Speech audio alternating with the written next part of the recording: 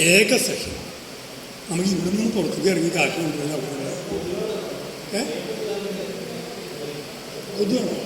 ഭയങ്കര കൊതുവാ. പക്ഷേ ലൈറ്റ് ഉണ്ടാവില്ല. അപ്പോൾ UK ഇവിടെ തന്നെ ആവും അല്ലേ?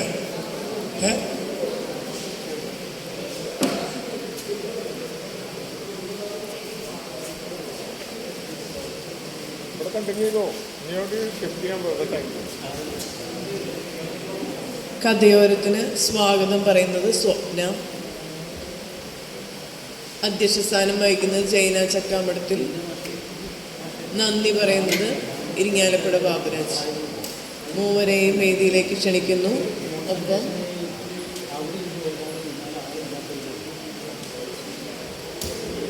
നമ്മളെ ക്യാമ്പിലുള്ള എല്ലാ ആൾക്കാരും ഇവിടെ വന്ന് ഇരിക്കട്ടാ, അപ്പുറത്ത് ഇരിക്കല്ലേ.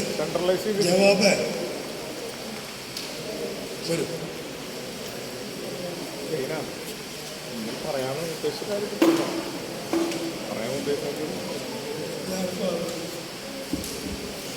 വിളിക്കട്ടെ.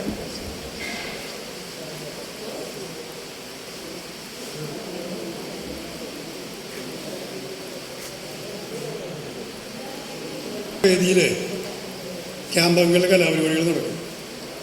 അതിൽ നാടകം ഉൾപ്പെടെ ഒരുപാട് കാര്യങ്ങൾ ഉണ്ടാകുന്നതാണ്. ഇല്ലേ? നാടകമില്ലേ? കല്ലുമാർ നാരായണൻ നാടകമില്ലേ? ഉണ്ടാവും. കുരിപ്പുഴയുടെ കവിത സ്നാപ്പൊക്കെ ചെയ്യുന്നുണ്ട്. 2 പാട്ടുകളുണ്ട്. ഉണ്ടാവുള്ളൂ കുറച്ചു നേരം കലാപരിപാടി. സ്വപ്ന സ്വാഗതം വരും.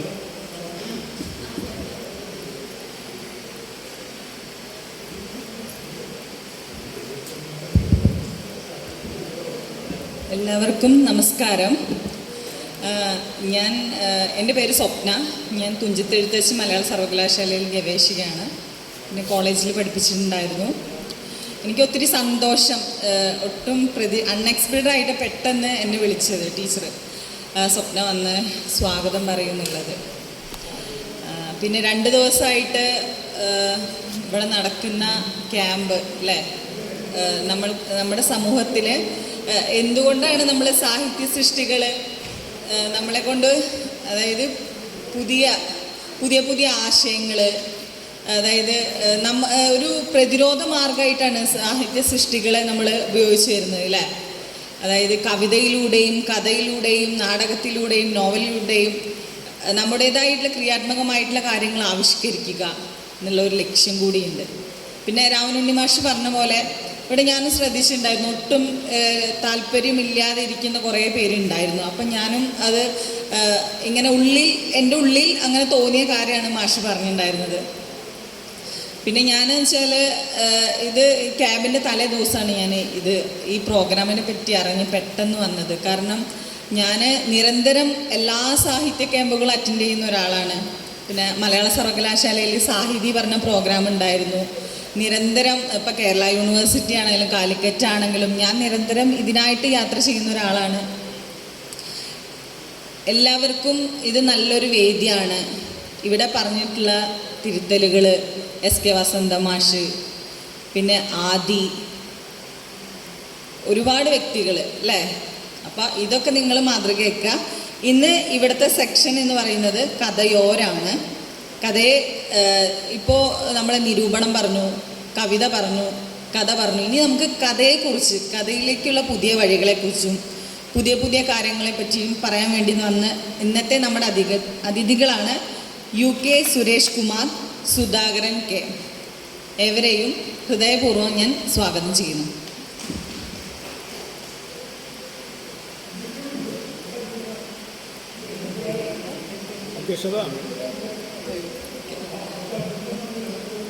ഓക്കെ, സോറി, ഞാൻ പെട്ടെന്ന് മറന്നുപോയി. അധ്യക്ഷത ജൈന ക്ഷണിക്കാണ്.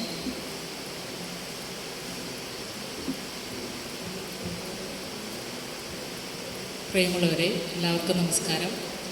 കഥയോരം എന്നതാണ് നമ്മുടെ ഈ സെക്ഷൻ. ഒരു കഥ രൂപപ്പെടുന്നത് നമ്മുടെ ഉള്ളിൽ ഒരു പ്രമേയം ആദ്യം പരുവപ്പെടുത്തിയെടുക്കും. പിന്നീട് അതിന് വേണ്ട ചേരുവകളായി കഥാപാത്രങ്ങൾ ഉരുത്തിരിഞ്ഞു വരും. പിന്നീട് അതിൻ്റെ ഒരു പശ്ചാത്തലമുണ്ട്. അതിൽ പ്രകൃതിയും ആ ഒരു കാലഘട്ടവും എല്ലാം ഉൾക്കൊണ്ടുകൊണ്ട് ഒരു കഥയെ അതിമനോഹരമാക്കി നമ്മൾ ഒരുക്കിയെടുക്കുകയാണ് ചെയ്യുന്നത്. അത്തരം ഒരുക്കിയെടുത്ത ഒട്ടനവധി കഥകൾ നമ്മുടെ മനസ്സിൽ ഇന്ന് തങ്ങി നിൽക്കുന്നുണ്ട്. എനിക്ക് ഏറ്റവും ഇപ്പോൾ പെട്ടെന്ന് ഓർമ്മയിൽ വരുന്നത് മാധവിക്കുട്ടിയുടെ നെയ്പായസം. ഒരു സ്ത്രീയെ സംബന്ധിച്ച് നെയ്പായസത്തെ ഒന്ന് നുണങ്ങിറക്കാത്തവർ ആരുമില്ല ഇല്ലേ? വായനയുടെ ലോകത്ത് കഥയ്ക്ക് കവിതയേക്കാൾ ഒരു ഉൾക്കാമ്പ് നൽകാൻ കഥയ്ക്ക് കഴിഞ്ഞിട്ടുണ്ട്. അപ്പോൾ ഒരു കവിത എഴുതിപ്പോകുന്ന എനിക്ക് പോലും ഒരു കഥ എഴുതാനുള്ള ഒരു വാസനയിലേക്ക് ഞാൻ എത്തുമ്പോൾ എൻ്റെ തിരക്ക് പിടിച്ച എൻ്റെ ധൃതികളാണ് എന്നെ കവിതയിലേക്ക് ചുരുക്കുന്നത്. അപ്പോൾ ഒരു കഥ എഴുതുക എന്ന് പറയുന്നത് ഒരു മനസ്സിൽ രൂപപ്പെടുന്നതിനേക്കാൾ ഉപരി ആ കഥ എഴുതാനുള്ള ഒരു പ്രാപ്തി, ഒരു മനോബലം ഒരു എഴുത്തുകാരനോ എഴുത്തുകാരിക്കോ ഉണ്ട് എന്നുള്ളതാണ്. MT പറഞ്ഞിട്ടുണ്ട്. MTയുടെ മനസ്സിലിട്ട് 2 വർഷങ്ങളോളം ഒരു കഥ രൂപപ്പെടുത്തിയെടുത്ത് അതിനെത്രമാത്രം വിശകലനം ചെയ്ത് എഡിറ്റ് ചെയ്ത് എന്നിട്ടൊക്കെയാണ് MT ഒരു കഥയെ എഴുതാൻ തുടങ്ങുന്നത്. വർഷങ്ങളോളം കാത്തിരുന്നു കൊണ്ടാണ് ഒരു കഥയൊക്കെ നമുക്ക് MTയുടെ നാലുകെട്ടായാലും MTയുടെ പടക്കം പോലെയുള്ള ചെറുകഥകളായാൽ പോലും നമുക്ക് വായിക്കാൻ അഭിരുചി നൽകിയിട്ടുള്ളത്. അത്തരം മാതൃകകൾ നമ്മുടെ മനസ്സിൽ കൊണ്ടു നടക്കുന്ന ഒരുപാട് എഴുത്തുകാർ നമ്മുടെ മുന്നിലുണ്ട്. അതുപോലെ തന്നെ ഇപ്പോൾ കടന്നു വരുന്ന പുതിയ എഴുത്തുകാരെക്കുറിച്ചും റബ്കോ ആനന്ദിയെക്കുറിച്ചൊക്കെ പറയുമ്പോൾ KK ദാമോദരനും അതുപോലെ നിന്നെയും ഒക്കെ എഴുതുന്നത് അതിനെ വായിക്കാൻ ഒരുപാട് എഴുത്തിടങ്ങളിൽ റീൽസുകൾക്ക് വലിയ പ്രാധാന്യം നൽകുന്നുണ്ട്. എങ്ങനെയാണ് കഥയെ ഏറ്റവും കൂടുതൽ ന്യൂ ജനറേഷൻ പോലും ഉൾക്കൊള്ളുന്നത്? ഇത്തരം റീൽസുകൾ കണ്ട് ആ വായിക്കാനുള്ള ഒരു ത്വര മനുഷ്യനിലേക്ക് വർദ്ധിപ്പിക്കുന്ന തരത്തിലേക്കൊക്കെ പോകുന്നുണ്ട്. ഇന്ന് എഴുത്തുകാർ ഏറ്റവും കൂടുതൽ പരസ്യങ്ങളെക്കാൾ ഉപരി എഴുത്തുകാർ ഈ റീൽസുകളെ സമീപിക്കുകയും റീൽസിൻ്റെ ഒരു മനോഭാവങ്ങളിലേക്കൊക്കെ എത്തിപ്പെടുകയൊക്കെ ചെയ്യുന്നുണ്ട്. ഇതൊക്കെ നമ്മുടെ കഥകളെ എങ്ങനെയാണ് ആവിഷ്കരിക്കുക, അല്ലെങ്കിൽ ഒരു കഥാ ചർച്ച നമുക്ക് ഫേസ്ബുക്കുകളിലൊക്കെ കാണാൻ കഴിയും. പല കഥകളെക്കുറിച്ചും പെണ്ണരശിനെക്കുറിച്ചും അതുപോലെ തന്നെ പല പല കഥകളെക്കുറിച്ചൊക്കെ നമ്മൾ ഓരോ റീൽസും അവതരിപ്പിക്കും, അല്ലെങ്കിൽ ഒരു പുസ്തകത്തെ പരിചയപ്പെടുത്തുന്നതിനെക്കുറിച്ച്. ഇപ്പോൾ മാടൻ മോക്ഷം പോലും ഈ പുസ്തകത്തെ നാടകം രൂപപ്പെടുന്നതിനേക്കാൾ മുമ്പേ പലവരും അതിനെക്കുറിച്ച് റീൽസുകളാക്കി വെച്ചിട്ടുണ്ട്. ആ റീൽസുകളിൽ നിന്ന് ഒരു പ്രചോദനം ഉൾക്കൊണ്ട് അതിൻ്റെ അവതരണം, അതും ഒരു സാഹിത്യ ലോകത്തെ വേറൊരു സമീപനമാണ് ഈ റീൽസ് സംസ്കാരം എന്ന് പോലും. ആ സംസ്കാരത്തെ നമ്മൾ സാഹിത്യ ഇടങ്ങളിലും നമ്മൾ പരിശോധനയ്ക്ക് വിധേയമാകണം എന്നും കൂടി ഞാനിവിടെ അഭിപ്രായപ്പെടുകയാണ്. കാരണം നമ്മളുടെ ഈ സൃഷ്ടിയെ എങ്ങനെയാണ് പൊതു സമൂഹം അല്ലെങ്കിൽ വളർന്നു വരുന്ന സമൂഹം അതിനെ ഏറ്റെടുക്കേണ്ടത് എന്നും ഇത്തരം വായനകൾ എങ്ങനെയാണ് നമ്മൾ കണ്ടെത്തുന്നത് എന്നുള്ളതൊക്കെ ഒരു പുസ്തകം തിരഞ്ഞെടുക്കുമ്പോൾ ഇന്ന് ലൈബ്രറിയിൽ പോയിട്ടോ അല്ലെങ്കിൽ വായനശാലയിൽ പോയിട്ടല്ല ഇന്നത്തെ യുവാക്കൾ എഴുത്തിനെ കണ്ടെത്തുന്നത്. ഇന്ന് ഇത്തരം റീൽസുകളെയും നവമാധ്യമങ്ങളിലൊക്കെ എത്രമാത്രമാണ് അതിന് റീൽസ് കൂടുന്നത്, ആ റൈറ്റ്സ് കൂടുന്നതിനനുസരിച്ച് കൊണ്ട് അതിനെ വായനയ്ക്ക് എടുക്കാൻ തയ്യാറാകുന്ന ഒരു സമൂഹത്തിലൂടെയാണ് നമ്മുടെ എഴുത്തുകളും സഞ്ചരിക്കുന്നത് എന്നുള്ളത് നാം മനസ്സിലാക്കി പോകണം എന്ന് മാത്രം പറഞ്ഞുകൊണ്ട് ഈ വളരെ ചുരുക്കിയാണ് നമ്മുടെ സമയം, നമുക്ക് വളരെ ചുരുങ്ങിയതുകൊണ്ടും ഇനിയും നമ്മളുടെ കഥകളെയും കവിതകളെയൊക്കെ ഇനി നമ്മൾ അനലൈസ് ചെയ്യണം എന്നുള്ളത് കൊണ്ട് ചുരുക്കിക്കൊണ്ട് ഈ സെക്ഷനിലേക്ക് ആദ്യമായി ക്ഷണിക്കുന്നത്, കഥയോരം എന്ന സെക്ഷനിലേക്ക് സംസാരിക്കാനായി ക്ഷണിക്കുന്നത് UK സുരേഷ് കുമാർ മാഷിനെയാണ്. അദ്ദേഹത്തെ വിനയപൂർവ്വം സദസ്സിലേക്ക് ക്ഷണിക്കുന്നു.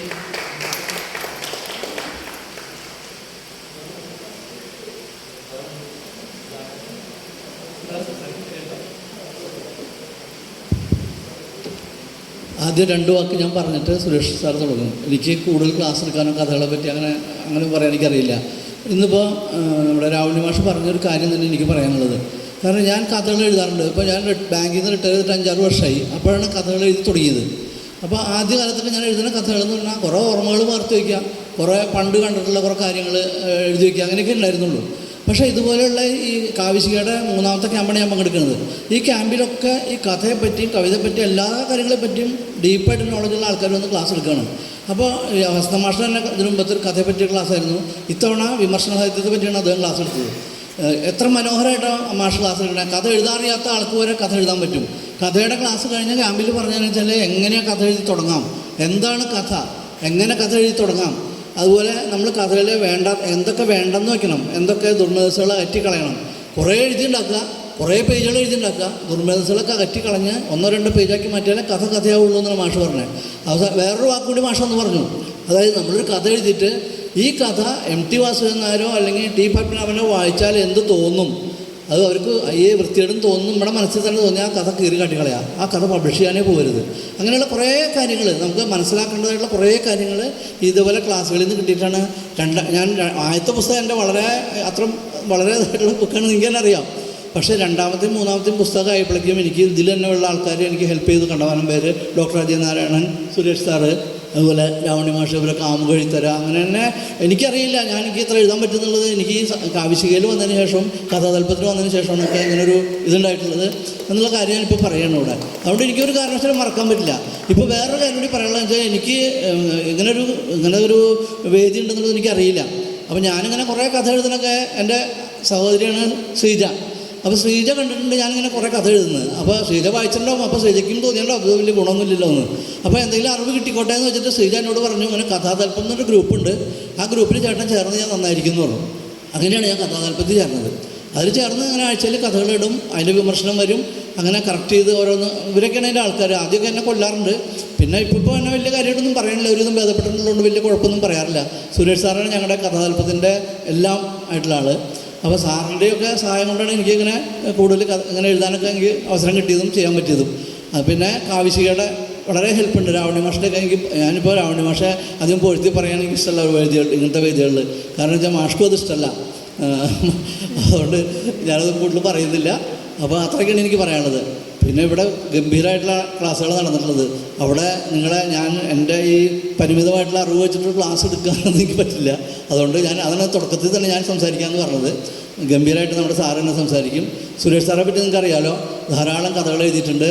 ദൂരദർശൻ്റെ അവതാരകനാണ്. ഇത്തവണ ഇവിടെ പൂരത്തിൻ്റെയൊക്കെ നിങ്ങൾ കേട്ടാണ്, ദൂരദർശനിലൂടെയൊക്കെ അന്തസ്സായിട്ട് സാറ് പൂരത്തിൻ്റെ ഇത് പറയുമ്പോൾ സംഭവങ്ങളല്ല പറയുന്നത്, കാണുന്ന കാര്യങ്ങൾ നമ്മളെല്ലാം കാണുന്നതായിട്ട് പറയേണ്ട ആവശ്യമില്ലല്ലോ. അപ്പോൾ അതിൽ ചരിത്രങ്ങൾ വരെ സൂചിപ്പിച്ചിട്ടാണ് സാറ് കമൻട്രിയൊക്കെ പറയണത്. അപ്പോൾ വളരെ മനോഹരമായിട്ടാണ് സാറ് ചില കഥകൾ സാറ് വായിച്ചിടാറുണ്ട്. സാറിൻ്റെ കഥ കേൾക്കുമ്പോൾ നമുക്ക് റേഡിയോയിൽ നിന്ന് കേൾക്കണ ആ ഒരു സുഖം, റേഡിയോയിലുള്ള കഥകളെ കേൾക്കണ സുഖം കിട്ടാറുണ്ട്. പിന്നെ നമ്മുടെ ദർശനം പേര് പറഞ്ഞില്ലെങ്കിൽ ദർശനം ചീത്ത പറയും. കാരണം ദർശനമൊക്കെയാണ് എൻ്റെ ചെവിമ പിടിക്കാറുള്ള ആദ്യത്തെ ആൾക്കാർ. അപ്പോൾ എല്ലാവരുടെയും സഹായം കൊണ്ടാണ് ഇതുവരെ എത്തിയിട്ടുള്ളത്. അപ്പോൾ ഇനിയും കാവിശിക്ക് എല്ലാ സപ്പോർട്ടും ഉണ്ടാവും. എൻ്റെ കൂടെ ഞാൻ എന്നും ഉണ്ടാവും എന്ന് മാത്രം പറഞ്ഞുകൊണ്ട് കഥയെപ്പറ്റി ഡീറ്റെയിൽ ആയിട്ട് സംസാരിക്കാനായിട്ട് എൻ്റെ പ്രിയപ്പെട്ട സ്നേഹിതനായിട്ടുള്ള സുരേഷ് സാറിനെ വിളിക്കുന്നു.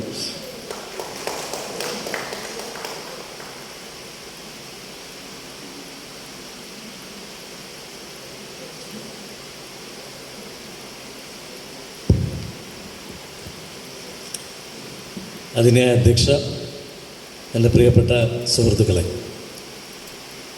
നേരത്തെ പറഞ്ഞു കാവ്യശികയും കഥാതൽപ്പവും ഒന്ന് കഥയുടെ രംഗത്തും മറ്റൊന്ന് കവിതയുടെ രംഗത്തും ഏതാണ്ട് സഹോദരങ്ങളെപ്പോലെ പ്രവർത്തിക്കുന്ന ഗ്രൂപ്പുകളാണ്.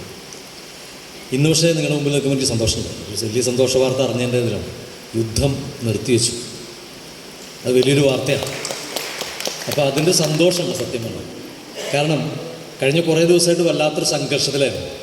കാരണം എല്ലാ കാലത്തും യുദ്ധം നടക്കുമ്പോഴൊക്കെ തെരുവിലിറങ്ങി യുദ്ധത്തിനെതിരെ സംസാരിച്ചിരുന്നവരാണ് നമ്മളൊക്കെ. പക്ഷേ ഇപ്പോൾ യുദ്ധം തുടങ്ങിയപ്പോൾ ഒരു ശബ്ദം പോലും യുദ്ധത്തിനെതിരായി വന്നില്ല എന്നുള്ളത് വല്ലാത്ത വേദനയുള്ളൊന്നായി. ദിവസവും കിടക്കുമ്പോൾ നമുക്ക് രാത്രി മുഴുവൻ എത്ര കുട്ടികളുടെ നിലവിളി കേൾക്കണേ, എത്ര സ്ത്രീകളുടെ നിലവിളി കേൾക്കണം. അതെ, അല്ല പക്ഷേ നമ്മൾ ഇത് പൊതു രംഗത്ത് മറ്റും സാംസ്കാരിക രംഗത്തൊക്കെ ആളുകൾ ഇടപെടും. അങ്ങനെ ഉണ്ടായില്ല തവണ. വല്ലാത്തൊരു വിഷമമാണത്. മാത്രമല്ല യുദ്ധോത്സുകരായി മാറുന്ന രീതിയിലേക്ക് നമ്മൾ വരികയും ചെയ്യും. അപ്പം ഞാൻ യുദ്ധത്തിൻ്റെ ഒരു കഥ പറഞ്ഞിട്ട് തുടങ്ങാം എന്ന് വിചാരിക്കുന്നു. കഥ പറയലാണ് എൻ്റെ പണി. ഈ പ്രഭാഷണം എൻ്റെ പണിയല്ല. എനിക്ക് അത്ര കാര്യമായിട്ട് അറിയില്ല. നമുക്കിങ്ങനെ ഇൻട്രാക്ട് ചെയ്ത് പോകാം. അപ്പം ഞാൻ ഒരു ചെറിയ കഥ യുദ്ധവുമായി ബന്ധപ്പെട്ട് പറയാം. സാറിന് കുട്ടികളോട് പറയുന്ന കഥയാണ്. നിങ്ങൾ കുട്ടികളാണെന്നുള്ള ധാരണയിലാണ് ഞാൻ കഥ പറയുന്നത്. രണ്ടാം ലോകവുമായി നടക്കുന്നൊരു സമയത്ത് ഈ സാധാരണ ഇതിൽ യുദ്ധം നടക്കുമ്പോൾ അറിയാലോ, യുദ്ധ മുന്നണിയിൽ ഈ പരിക്കേറ്റ് വരുന്നവർ ചികിത്സിക്കാനുള്ള സൗകര്യമൊന്നും ഉണ്ടാവില്ല. അപ്പോൾ താൽക്കാലികമായിട്ടുള്ള ആശുപത്രികളുണ്ടാകും. അതെങ്ങനെ ചെയ്യുന്നത് വെച്ചാൽ ചിലപ്പോൾ ഒന്നുകിൽ പഴയ കെട്ടിടങ്ങൾ അവർ ഏറ്റെടുക്കും. അതായത് ആരുമില്ല, ആളുകൾ ഒഴിഞ്ഞു പോയ പഴയ കെട്ടിടം ഏതെങ്കിലും എടുത്തിട്ട് അതിന് ഒന്ന് ശരിയാക്കി അത് ആശുപത്രിയാക്കി മാറ്റും. അങ്ങനെ താൽക്കാലികമായി ആശുപത്രിയാക്കി മാറ്റിയ ഒരു ചെറിയൊരു കെട്ടിടം.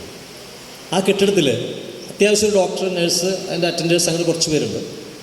യുദ്ധരംഗത്ത് നേരെ കൊണ്ടുവരുന്ന ആളുകൾ അവിടെയാണ് കൊണ്ടുവരിക. ആദ്യം കൊണ്ടുവന്ന് അവിടെ ചികിത്സിക്കും. അങ്ങനെയാണ്. അങ്ങനെ ആ ഹോസ്പിറ്റലിന് കിടക്കുമ്പോൾ, ആശുപത്രി കിടക്കുമ്പോൾ അതിന് ആ രോഗികളുടെ അടുത്തുനിന്ന് മുറിയില്ല. ആ മുറി ഒരു ചെറിയ മുറിയാണ്, വലിയ മുറിയല്ല. 2 കട്ടിലിടാനുള്ള സ്ഥലമേ അതിനുള്ളൂ. ഒരു ജനൽ പുറത്തേക്ക് തുറക്കുന്നുണ്ട്. അപ്പോൾ ജനൽ തുറന്ന് ജനലിനോട് ചേർന്നൊരു കട്ടിലുണ്ട്, അതിൻ്റെ ഇപ്പുറത്ത് ഒരു കട്ടിലുണ്ട്. ഒരിക്കൽ വളരെ മുറിവേറ്റ് അവശനായി ചോര വാർന്നൊലിക്കുന്ന ഒരു പട്ടാളക്കാരനെ താങ്ങിയെടുത്ത് കൊണ്ടുവരും. അയാളിങ്ങനെ ഞെരങ്ങുന്നുണ്ട്, അയാളുടെ ബ്ലഡ് ഇങ്ങനെ ബ്ലീഡ് ചെയ്യുന്നുണ്ട്. ഇവർ താങ്ങി കൊണ്ടുവന്നിട്ട് അയാളെ കൊണ്ടുവന്നൊരു കട്ടിലിൽ കിടത്തി. കട്ടിലിൽ കിടത്തിയിട്ട് നഴ്സും ഡോക്ടർമാരൊക്കെ വന്ന് അയാളെ ആ മേത്ത് പറ്റിയിരിക്കുന്ന പൊടികളൊക്കെ തുടച്ച് കളഞ്ഞ്, അഴുക്കുകളും മണ്ണും ഒക്കെ തുടച്ച് കളഞ്ഞ് ആ ബ്ലീഡിങ് വരുന്ന ഭാഗം തുടച്ച് വൃത്തിയാക്കുകയാണ്. അയാൾ വേദന കൊണ്ട് അയാൾ പൊളയുന്നുണ്ട്. അങ്ങനെ പൊളഞ്ഞ് വേദന സഹിക്കുന്നതിനിടയിലും അയാൾ പതുക്കെ കണ്ണ് തുറന്നിങ്ങനെ നോക്കിയപ്പോൾ മുകൾ ഭാഗത്ത് ഇങ്ങനെ നരച്ച ഇതിൻ്റെ മേൽക്കെട്ടിയാണ് കാണുന്നത്. ഈ കെട്ടിടത്തിൻ്റെ മരുന്നുകളൊക്കെ അവർ വെച്ചു, മുറിവുകളൊക്കെ തുടച്ചു, ബ്ലീഡിങ് കുറച്ച് നിന്ന് തുടങ്ങി. അയാൾ പതുക്കെ തലചരിച്ച് നോക്കിയപ്പോൾ അപ്പുറത്തുനിന്നൊരു ചെറിയ വെളിച്ചം ഇങ്ങനെ വരുന്നു. ആ ജനലിൽ നിന്നുള്ള വെളിച്ചമാണ്. ആ ജനലിൽ നിന്ന് വെളിച്ചം കണ്ടപ്പോൾ അയാൾക്ക് വല്ലാത്തൊരു സന്തോഷം തോന്നി. അയാൾ നഴ്സിനെ പതുക്കെ ഇങ്ങനെ വിളിച്ചു. തട്ടി വിളിക്കാൻ പറ്റും, ശബ്ദം എടുക്കാൻ പറ്റില്ല. അപ്പോൾ അയാൾ അനങ്ങുന്ന കേട്ടപ്പോൾ അവർ ഓടിക്കൊണ്ടു വന്നു. അവർ ചെവി അയാളുടെ വായോട് ചേർത്ത് വെച്ച് അയാൾ പറയുന്നത് എന്താണെന്ന് കേൾക്കും. അപ്പോൾ അയാൾ പറഞ്ഞൊരു കാര്യം ഇതാണ്: എനിക്ക് അവിടെ കിടക്കണം, ഞാൻ ജനലിനോട് ചേർന്നുള്ള വെളിച്ചം അവിടെ കിടക്കണം. ഇനി ഞാൻ എത്ര കാലം ജീവിച്ചിരിക്കുന്ന അറിയില്ല, ഒരുപക്ഷെ എൻ്റെ അവസാനത്തെ ആയിരിക്കാം.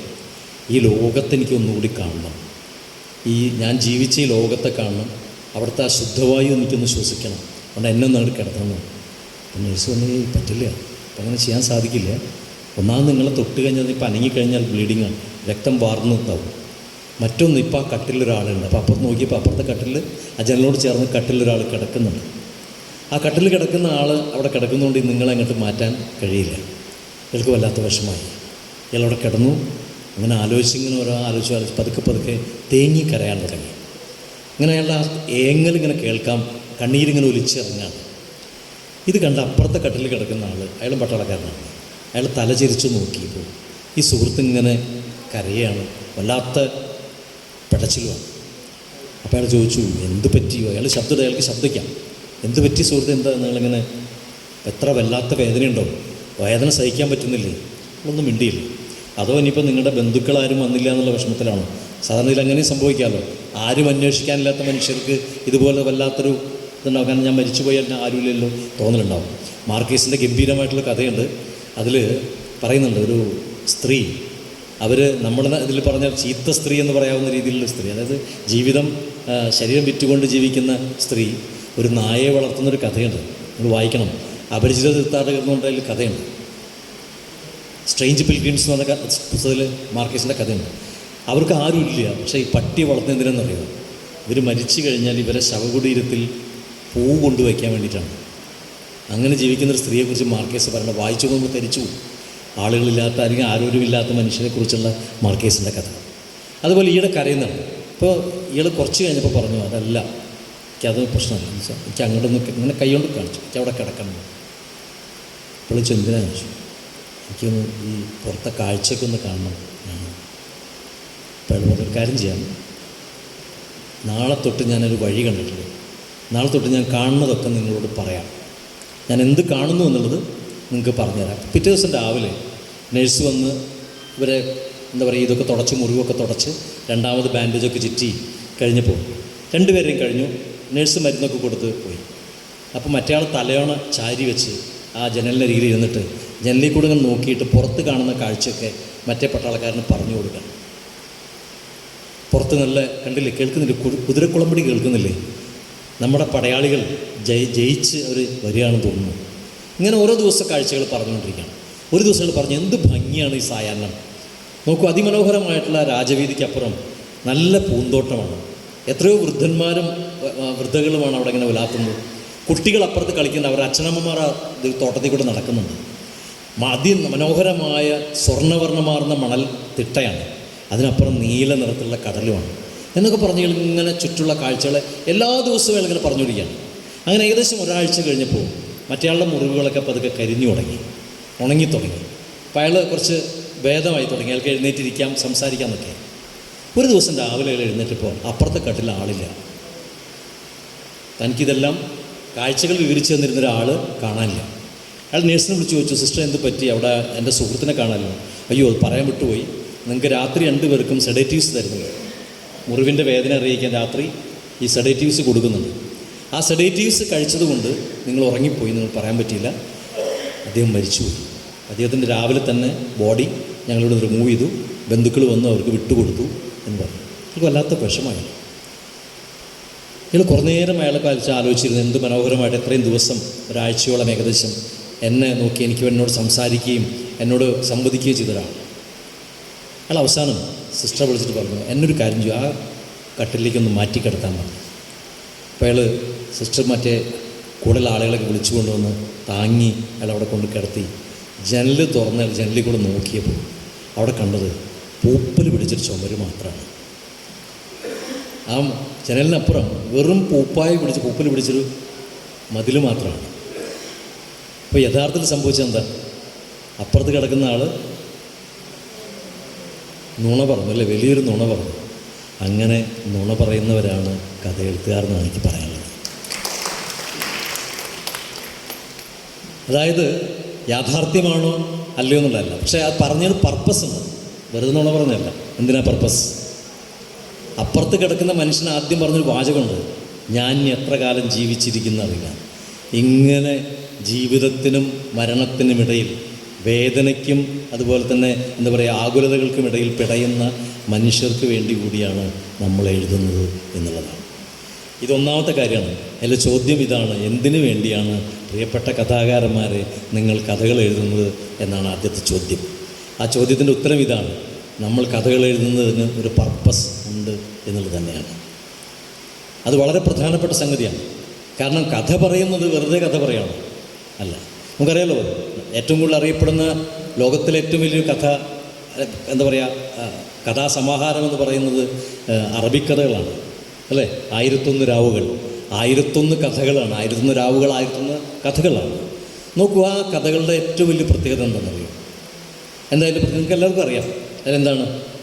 മരണത്തിൻ്റെ മുമ്പിൽ നിന്നിട്ടാണ് കഥ പറയുന്നത്, അല്ലേ? ഷഹസാദ എന്ന് പറയുന്ന രാജകുമാരി പറയുന്നത് മരണത്തിൻ്റെ മുമ്പിൽ, മരണത്തെ മുന്നിൽ കാണുകയാണ്. രാവിലെ എഴുന്നേറ്റ രാജാവിൻ്റെയും ഗളച്ഛേദം ചെയ്തു കളയും. അപ്പോൾ വാൾമുനയ്ക്ക് മുന്നിൽ നിന്നുകൊണ്ട് കഥകൾ പറയുക എന്നുള്ളതാണ് ഈ കാലം ആവശ്യപ്പെടുന്ന, എഴുത്തുകാരൻ ആവശ്യപ്പെടുന്നു. ഈ വാൾമുനയ്ക്കിൽ നിന്ന് നിങ്ങൾ കഥകൾ പറയൂ, ആ കഥകൾ ഈ മനുഷ്യരെ ജീവിപ്പിക്കട്ടെ എന്നുള്ളതാണ്. ഇത് വളരെ പ്രധാനപ്പെട്ടൊരു കാര്യമാണ്.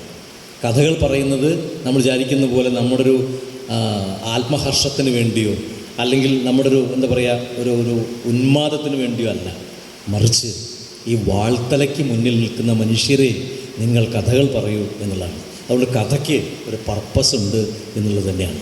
അത് വളരെ പ്രധാനപ്പെട്ടൊരു സംഗതിയാണ്. അതുകൊണ്ട് കഥകൾ എഴുതുന്ന നമ്മളെല്ലാവരും ശ്രദ്ധിക്കേണ്ടത്, എൻ്റെ ഈ കഥ എന്തിനാണ് എന്നുള്ളതാണ്. എന്തിനാണ് ഞാൻ ഈ കഥ എഴുതിയിരിക്കുന്നത്, ഈ കഥ എന്തിനാണ് ഞാൻ എഴുതി എന്നുള്ളതാണ്. ആ കഥ ഒന്നുമില്ലാതെ ഒരു തരത്തിലും ആരെയും ബാധിക്കാതെ നിഷ്കളങ്കമായി പോവുമെങ്കിൽ അത് കഥയല്ല, അത് വെറും നമ്മൾ പറയാൻ അനുഭവങ്ങളാണ് കഥ. ഞാൻ എൻ്റെ അനുഭവങ്ങൾ എടുത്താൽ എഴുതണമെന്ന്. യഥാർത്ഥത്തിൽ അനുഭവങ്ങൾ എഴുതി വെച്ച കഥയാവും ഇല്ല. കഥയിൽ വേറൊരു പ്രശ്നം കൂടി, കഥ എങ്ങനെ പറയുന്നു എന്നുള്ള കൂടി പ്രശ്നമാണ്, അല്ലേ? കഥ എങ്ങനെ പറയുന്നുള്ളതാണ്. നേരത്തെ മാധവക്കുട്ടറെ പറഞ്ഞു, നെയ്പായസത്തിനേക്കാൾ ഗംഭീരമായിട്ടുള്ള കഥ എനിക്കിഷ്ടമുള്ളതിൽ കോലാടാണ്. കോലാടിൽ ഒരൊറ്റ വാചകം മാത്രം മതി, ആ വാചകത്തിലെ കഥ ഗംഭീരമാണ്. അമ്മ അവസാനം പറയുന്നൊരു വാചകമുണ്ട്, അടുപ്പിൽ പരിപ്പ് കരിയുന്നുണ്ട് തോന്നുന്നു, മണം വരണമെന്നാണ്. അടുപ്പിൽ പരിപ്പ് കരിയുന്ന മണം അമ്മയുടെ മൂക്കിൽ വരുന്നത് ആശുപത്രിയിൽ വെച്ചിട്ടാണ്. ഒന്ന് ആലോചിച്ച് നോക്കുക. അപ്പോൾ അവരുടെ ജീവിതത്തെക്കുറിച്ച് പിന്നെ പറയണ്ട, ആ വാചകത്തിലുണ്ട്. അവരുടെ സഹനങ്ങളുടെ, അവരുടെ എന്താ പറയുക, ഇഷ്ടങ്ങളുടെ, അവരുടെ ജീവിതത്തെക്കുറിച്ച് ഒരൊറ്റ ഇതിൽ വരുന്നുണ്ട്. അതാ പറഞ്ഞത്, പറയുന്നത് എങ്ങനെയാണെന്നുള്ള വലിയ പ്രശ്നം തന്നെയാണ്. എങ്ങനെയാണ് നമ്മൾ കഥകൾ പറയുന്നത്? നമുക്ക് പറയാനുണ്ട്, നമ്മുടെ അനുഭവങ്ങളും എല്ലാം ഉണ്ട്. അനുഭവങ്ങൾ പകർത്തി വെച്ചാൽ എന്താവുന്നില്ല, കഥകളാവണമെന്നില്ല. പക്ഷെ ആ പറയുന്നത് രീതിയുടെ ഉണ്ട്. ഒന്ന്, നമ്മൾ എന്തിനാണ് കഥകൾ പറയുന്നത് എന്നുള്ളൊരു പ്രധാനപ്പെട്ട കാര്യമാണ്. മറ്റൊന്ന്, നമ്മൾ എങ്ങനെയാണ് കഥ പറയുന്നത് എന്നുള്ളതാണ്. കഥയ്ക്ക് നമ്മൾ ഉപയോഗിക്കുന്നത് നമ്മുടെ റോ മെറ്റീരിയൽ എന്താണ്? ഭാഷയാണ്, അല്ലേ? വാക്കുകൾ ഉപയോഗിച്ചാണ് നമ്മൾ ചെയ്യുന്നത്. ഈ വാക്കുകളെ തിരഞ്ഞെടുക്കുന്ന പണി നമ്മുടെയാണ്. അല്ലെങ്കിൽ നല്ല മണ്ണ്, അല്ലേ, മണ്ണ് കുഴച്ചാണ് ഉണ്ടാക്കുന്നത്. ഈ മണ്ണിൻ്റെ ഗുണമറിയുന്നവനാണ് യഥാർത്ഥ ശില്പി. അതുപോലെ കഥാകാരനും അങ്ങനെ ആയിരിക്കണം. നമ്മളെടുക്കുന്ന വാക്കിൻ്റെ ശക്തി എന്താണ് നമ്മൾ തിരിച്ചറിയേണ്ടതുണ്ട്. നോക്കൂ, നിങ്ങൾ വായിച്ചിട്ടുണ്ടാവും, ഈ യുദ്ധകാലത്ത് വായിക്കേണ്ട മറ്റൊരു കഥ കൂടിയാണ് ടി പത്മനാഭൻ്റെ മക്കൻ സിംഗിൻ്റെ മരണം എന്നുള്ളത്. മക്കൻ സിംഗിൻ്റെ മരണം നിങ്ങൾ ഒരു ആവർത്തി കൂടി വായിക്കണം. മക്കൻ സിംഗിൻ്റെ മരണം വായിച്ചു കഴിയുമ്പോൾ ടി പത്മനാഭൻ എന്നുള്ള കഥാകൃത്തിനെക്കുറിച്ച് മറ്റൊരു ബോധ്യം നിങ്ങൾക്ക് വരും. എനിക്ക് മനസ്സിലായിട്ടുള്ള പത്മനാഭൻ്റെ ഒറ്റ രാഷ്ട്രീയ കഥകളും എഴുതിയിട്ടില്ല എന്നുള്ളതാണ്. പക്ഷെ ഞാൻ പറഞ്ഞു, പത്മനാഭൻ്റെ ഏറ്റവും നല്ല രാഷ്ട്രീയ കഥയാണ് മക്കൻ സിംഗിൻ്റെ മരണം. ഏറ്റവും നല്ല രാഷ്ട്രീയ കഥയാണ്. അതിൽ രാഷ്ട്രീയമുണ്ട്. നമ്മൾ പറയുന്ന സ്ഥൂല രാഷ്ട്രീയമല്ല, അതിൽ സൂക്ഷ്മ രാഷ്ട്രീയമുണ്ട്. അത് വളരെ വ്യക്തമായിട്ട് പത്മനാഭനിൽ പറഞ്ഞിട്ടുണ്ട്. അത് വായിക്കുമ്പോൾ മനസ്സിലാ, ആ കഥയിൽ പറയുന്നുണ്ട്. അതിൽ ആ ഡ്രൈവർ അയാൾ ആ വണ്ടി കൊണ്ടുപോയി അയാളുടെ ചിന്തകളെക്കുറിച്ച് പറയുമ്പോൾ എന്ത് ഭംഗിയായിട്ടാണ് പറയുന്നത്. അതുപോലെ വിജയൻ, വിജയൻ്റെ കഥകൾ എടുത്തറിയാം. നേരത്തെ പറഞ്ഞ വിജയൻ്റെ കഥകളിലുണ്ടല്ലോ, വിജയൻ്റെ കഥകളിൽ ഞാൻ ഇതിന് മുമ്പത്തെ ക്ലാസ്സിൽ ഒരിക്കൽ പറഞ്ഞിരുന്നു. വിജയൻ്റെ കഥകളിൽ കടൽ തീരത്ത് നിന്നുള്ള കഥയിൽ അച്ഛനും മകനും തമ്മിൽ കാണുന്നൊരു സന്ദർഭമുണ്ട്. അവസാനം മകനെ പോലീസ് പിടിച്ചു കൊണ്ടുപോയി. എന്തിനാണെന്ന് അറിയില്ല, അവൻ എന്ത് തെറ്റാ ചെയ്യുന്ന അച്ഛൻ അറിയില്ല. വെള്ളായ്യപ്പന് മകൻ എന്തിനെ പിടിച്ചുകൊണ്ടുപോയെന്ന് അറിയില്ല, മകൻ ചെയ്ത കുറ്റം എന്താണെന്ന് അറിയില്ല.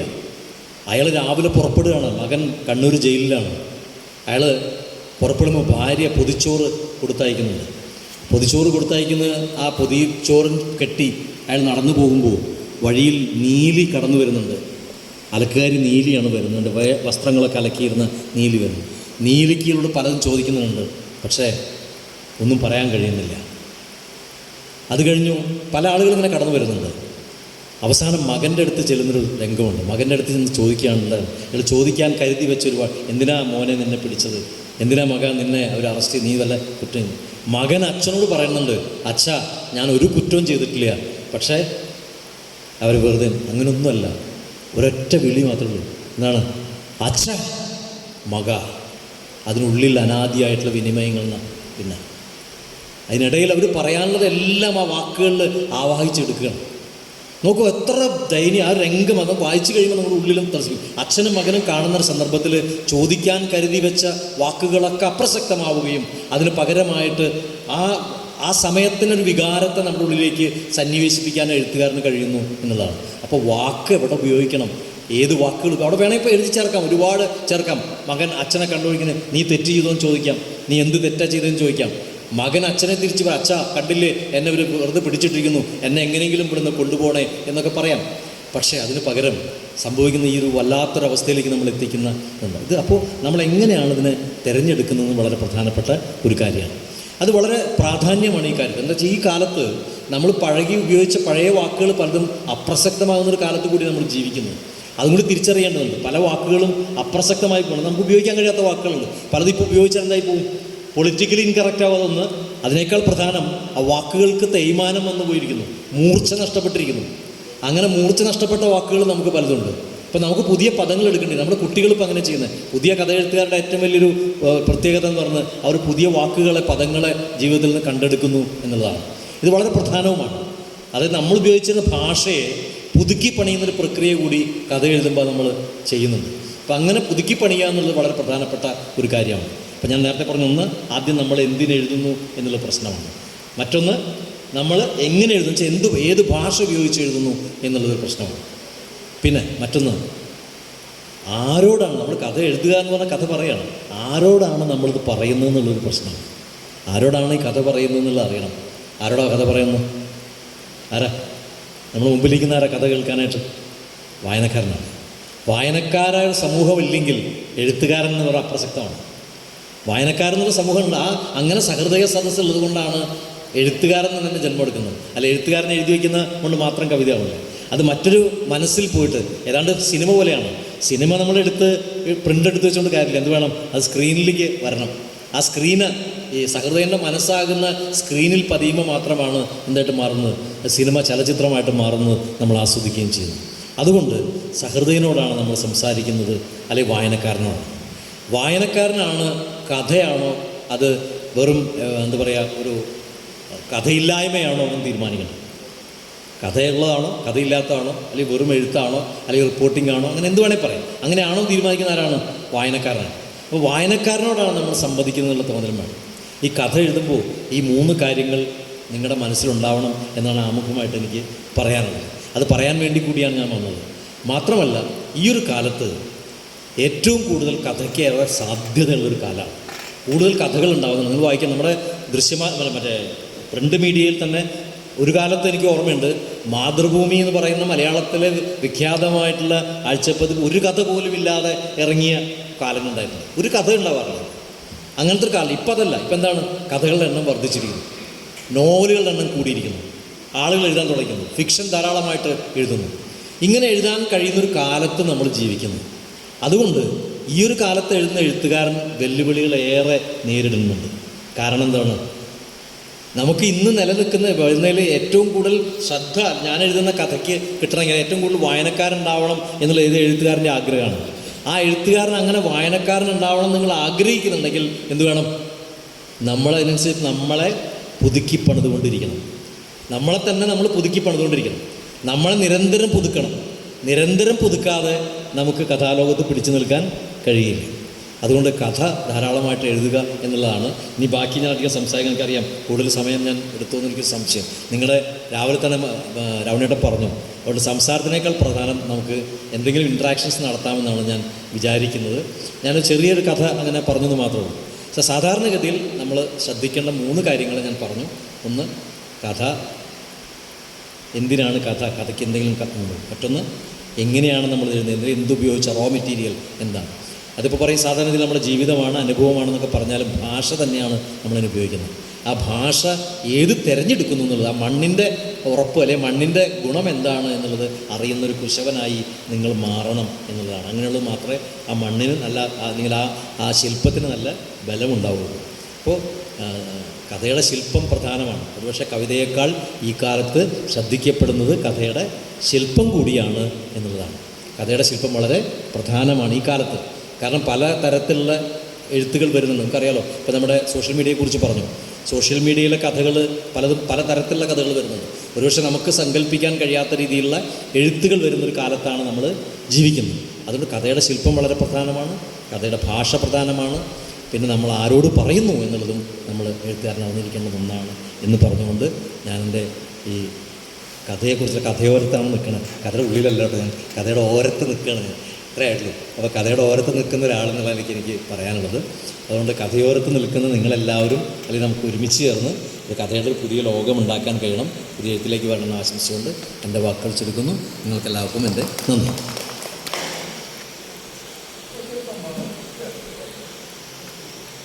ചർച്ചയ്ക്കായിട്ട് ഓരോരുത്തർ കടന്നു വരുന്നതായിരിക്കും നന്നായിരിക്കുക.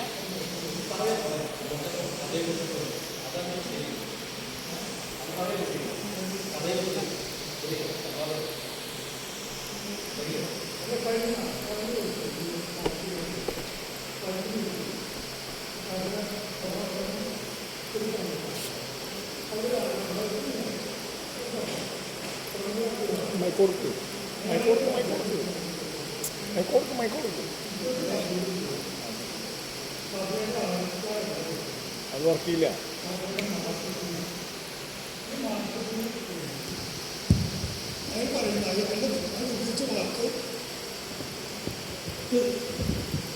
തെറിയെന്നാണ്. ഭയങ്കരമായിട്ട് ലൈംഗിക വർണ്ണനകളും ലൈംഗികതയും കുത്തി നിറച്ചുകൊണ്ട് കഥയെ മാർക്കറ്റ് ചെയ്യുന്നതാണ് അയാൾ പറഞ്ഞത്. അപ്പം തെറിയെക്കുറിച്ചുള്ള എൻ്റെ ഒരു കാഴ്ചപ്പാട് അതല്ല. എൻ്റെ ഒരു കാഴ്ചപ്പാട് തെറിയെക്കുറിച്ചുള്ളത്, തെറി എന്നുള്ള വലിയ സംഗതി ലോകത്തില്ല. ഏത് തെറിക്ക് അതിൻ്റെ ഒരു സ്ഥലമുണ്ട്. ആ സ്ഥലത്ത് അത് തെറിയല്ല, അത് പ്രതിഷ്ഠയാണ്, വിഗ്രഹമായി നിൽക്കാൻ പറ്റും. സ്ഥാനം മാറി പ്രയോഗിച്ചു കഴിഞ്ഞാൽ ആ തെറിച്ച് നിൽക്കുന്നത് അവിടെ തെറികളാണ് എൻ്റെ ഒരു കാഴ്ചപ്പാട്.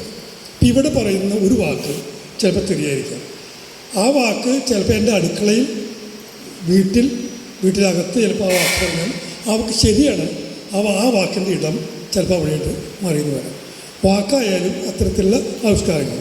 അപ്പോൾ തെറി എന്നുള്ള സംഗതി ഇല്ല എന്നുള്ളതാണ് എൻ്റെ ഒരു കാഴ്ചപ്പാട്.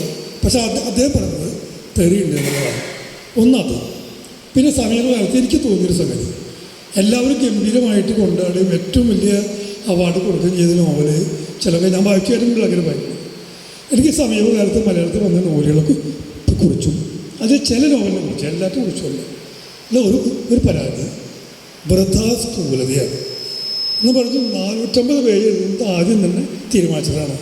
പേന കടലാസ് മേടിച്ചേക്കുക, 450 പേജിലുള്ള പേപ്പർ ഓടിക്കാറുണ്ട്, അതിന് പറ്റിയ മഷി പേനയും മേടിക്കും, എന്നിട്ട് തുടങ്ങി എഴുത്തി. അപ്പോൾ ഇങ്ങനെ, അതായത് ഒരു നോവൽ എന്ന് വെച്ചാൽ ഒരു കഥ ഇങ്ങനെ പോയിക്കൊണ്ടിരിക്കുകയാണ്. അപ്പോൾ നമുക്കറിയാം കൃത്യമായിട്ട് അത് NTR ആയി, അത് തൂക്കുകാരിലേക്ക് ചെല്ലുന്ന സമയമായി. അപ്പം കാണാൻ വേറെ ആൾ വരും, അയാളുടെ ജീവിതം പറയും, അയാളുടെ പിന്നാലെ പോയി അയാളുടെ നാട്ടിൽ പോയി തിരിച്ചു വരുമ്പോഴേക്കും 3 അധ്യായം കഴിഞ്ഞു. ഇത് കഴിഞ്ഞു. അപ്പോൾ നമ്മൾ ഇതാ തൂക്കുമരത്തേക്ക് കയറായി. അങ്ങനെ തൂക്കുമരത്തിൽ കയറുന്ന സമയത്താണ് വേറെ ആൾ പറഞ്ഞത്, അയാളുടെ പിന്നാലെ പോയി അയാളുടെ നാട്ടിൽ പോയി ഇത് കുറേ ഇങ്ങനെ വെറുതെ ഇങ്ങനെ വിസ്തരിച്ച്. ഇപ്പം നമ്മൾ ബഷീറിനൊക്കെ വായിച്ചിട്ട് നമ്മൾ ആരാധിക്കുന്നുണ്ട്. കാരണം സാഹിത്യത്തിൻ്റെ നിർമ്മിതിയിൽ ഏറ്റവും സൂക്ഷിച്ചു. അപ്പോൾ അത് പൊന്നുരുക്കുന്ന പോലെ എഴുതുക, അതാണ് എഴുത്തുന്നത്. പുതിയ എഴുത്തിൽ ഞാനൊരു ആരോപണം ഉന്നയിച്ചല്ല കേട്ടോ, മറ്റാൾ പറഞ്ഞപ്പോൾ ഇങ്ങനെയുണ്ട്. പക്ഷേ ഈ നോവൽ എനിക്ക് ഉണ്ട്. സമീപകാലത്ത് ഞാൻ വായിച്ച നോവലുകളൊക്കെ, വലിയ നോവലുകൾ മുഴുവനും വലിച്ചു നീട്ടി 350 ലക്കാക്കുന്ന പരിപാടിയാണ് എന്നുള്ളതാണ് എൻ്റെ അറിവ്. എൻ്റെ വിമർശനമല്ല, ഇതൊക്കെയാവും ഇപ്പോൾ ഈ കാലഘട്ടത്തിലെ നോവൽ എന്ന് ഞാൻ വിചാരിക്കും. കവിത നമ്മളെപ്പോഴും വിചാരിക്കും സൂക്ഷ്മമാക്കണം, ചെറുതാക്കണം, ദൃഢാക്കണം എന്നാണ് നമ്മൾ വിചാരിക്കുക. അത് ബഷീറിൻ്റെയൊക്കെ മാറുകയില്ല. ഇങ്ങനെ രണ്ട് കാര്യങ്ങൾ പറഞ്ഞ് കേൾക്കാണ്ട് ചിലത് എനിക്കിങ്ങനെ തോന്നുന്നുണ്ട്. നിങ്ങളുടെ അഭിപ്രായം എന്താണ്?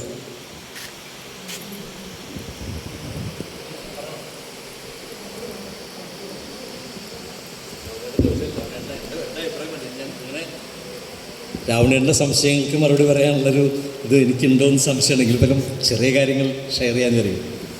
ഒന്ന്, ഈ പ്രവണത എല്ലാ കാലത്തും ഉണ്ടായിട്ടുണ്ട്.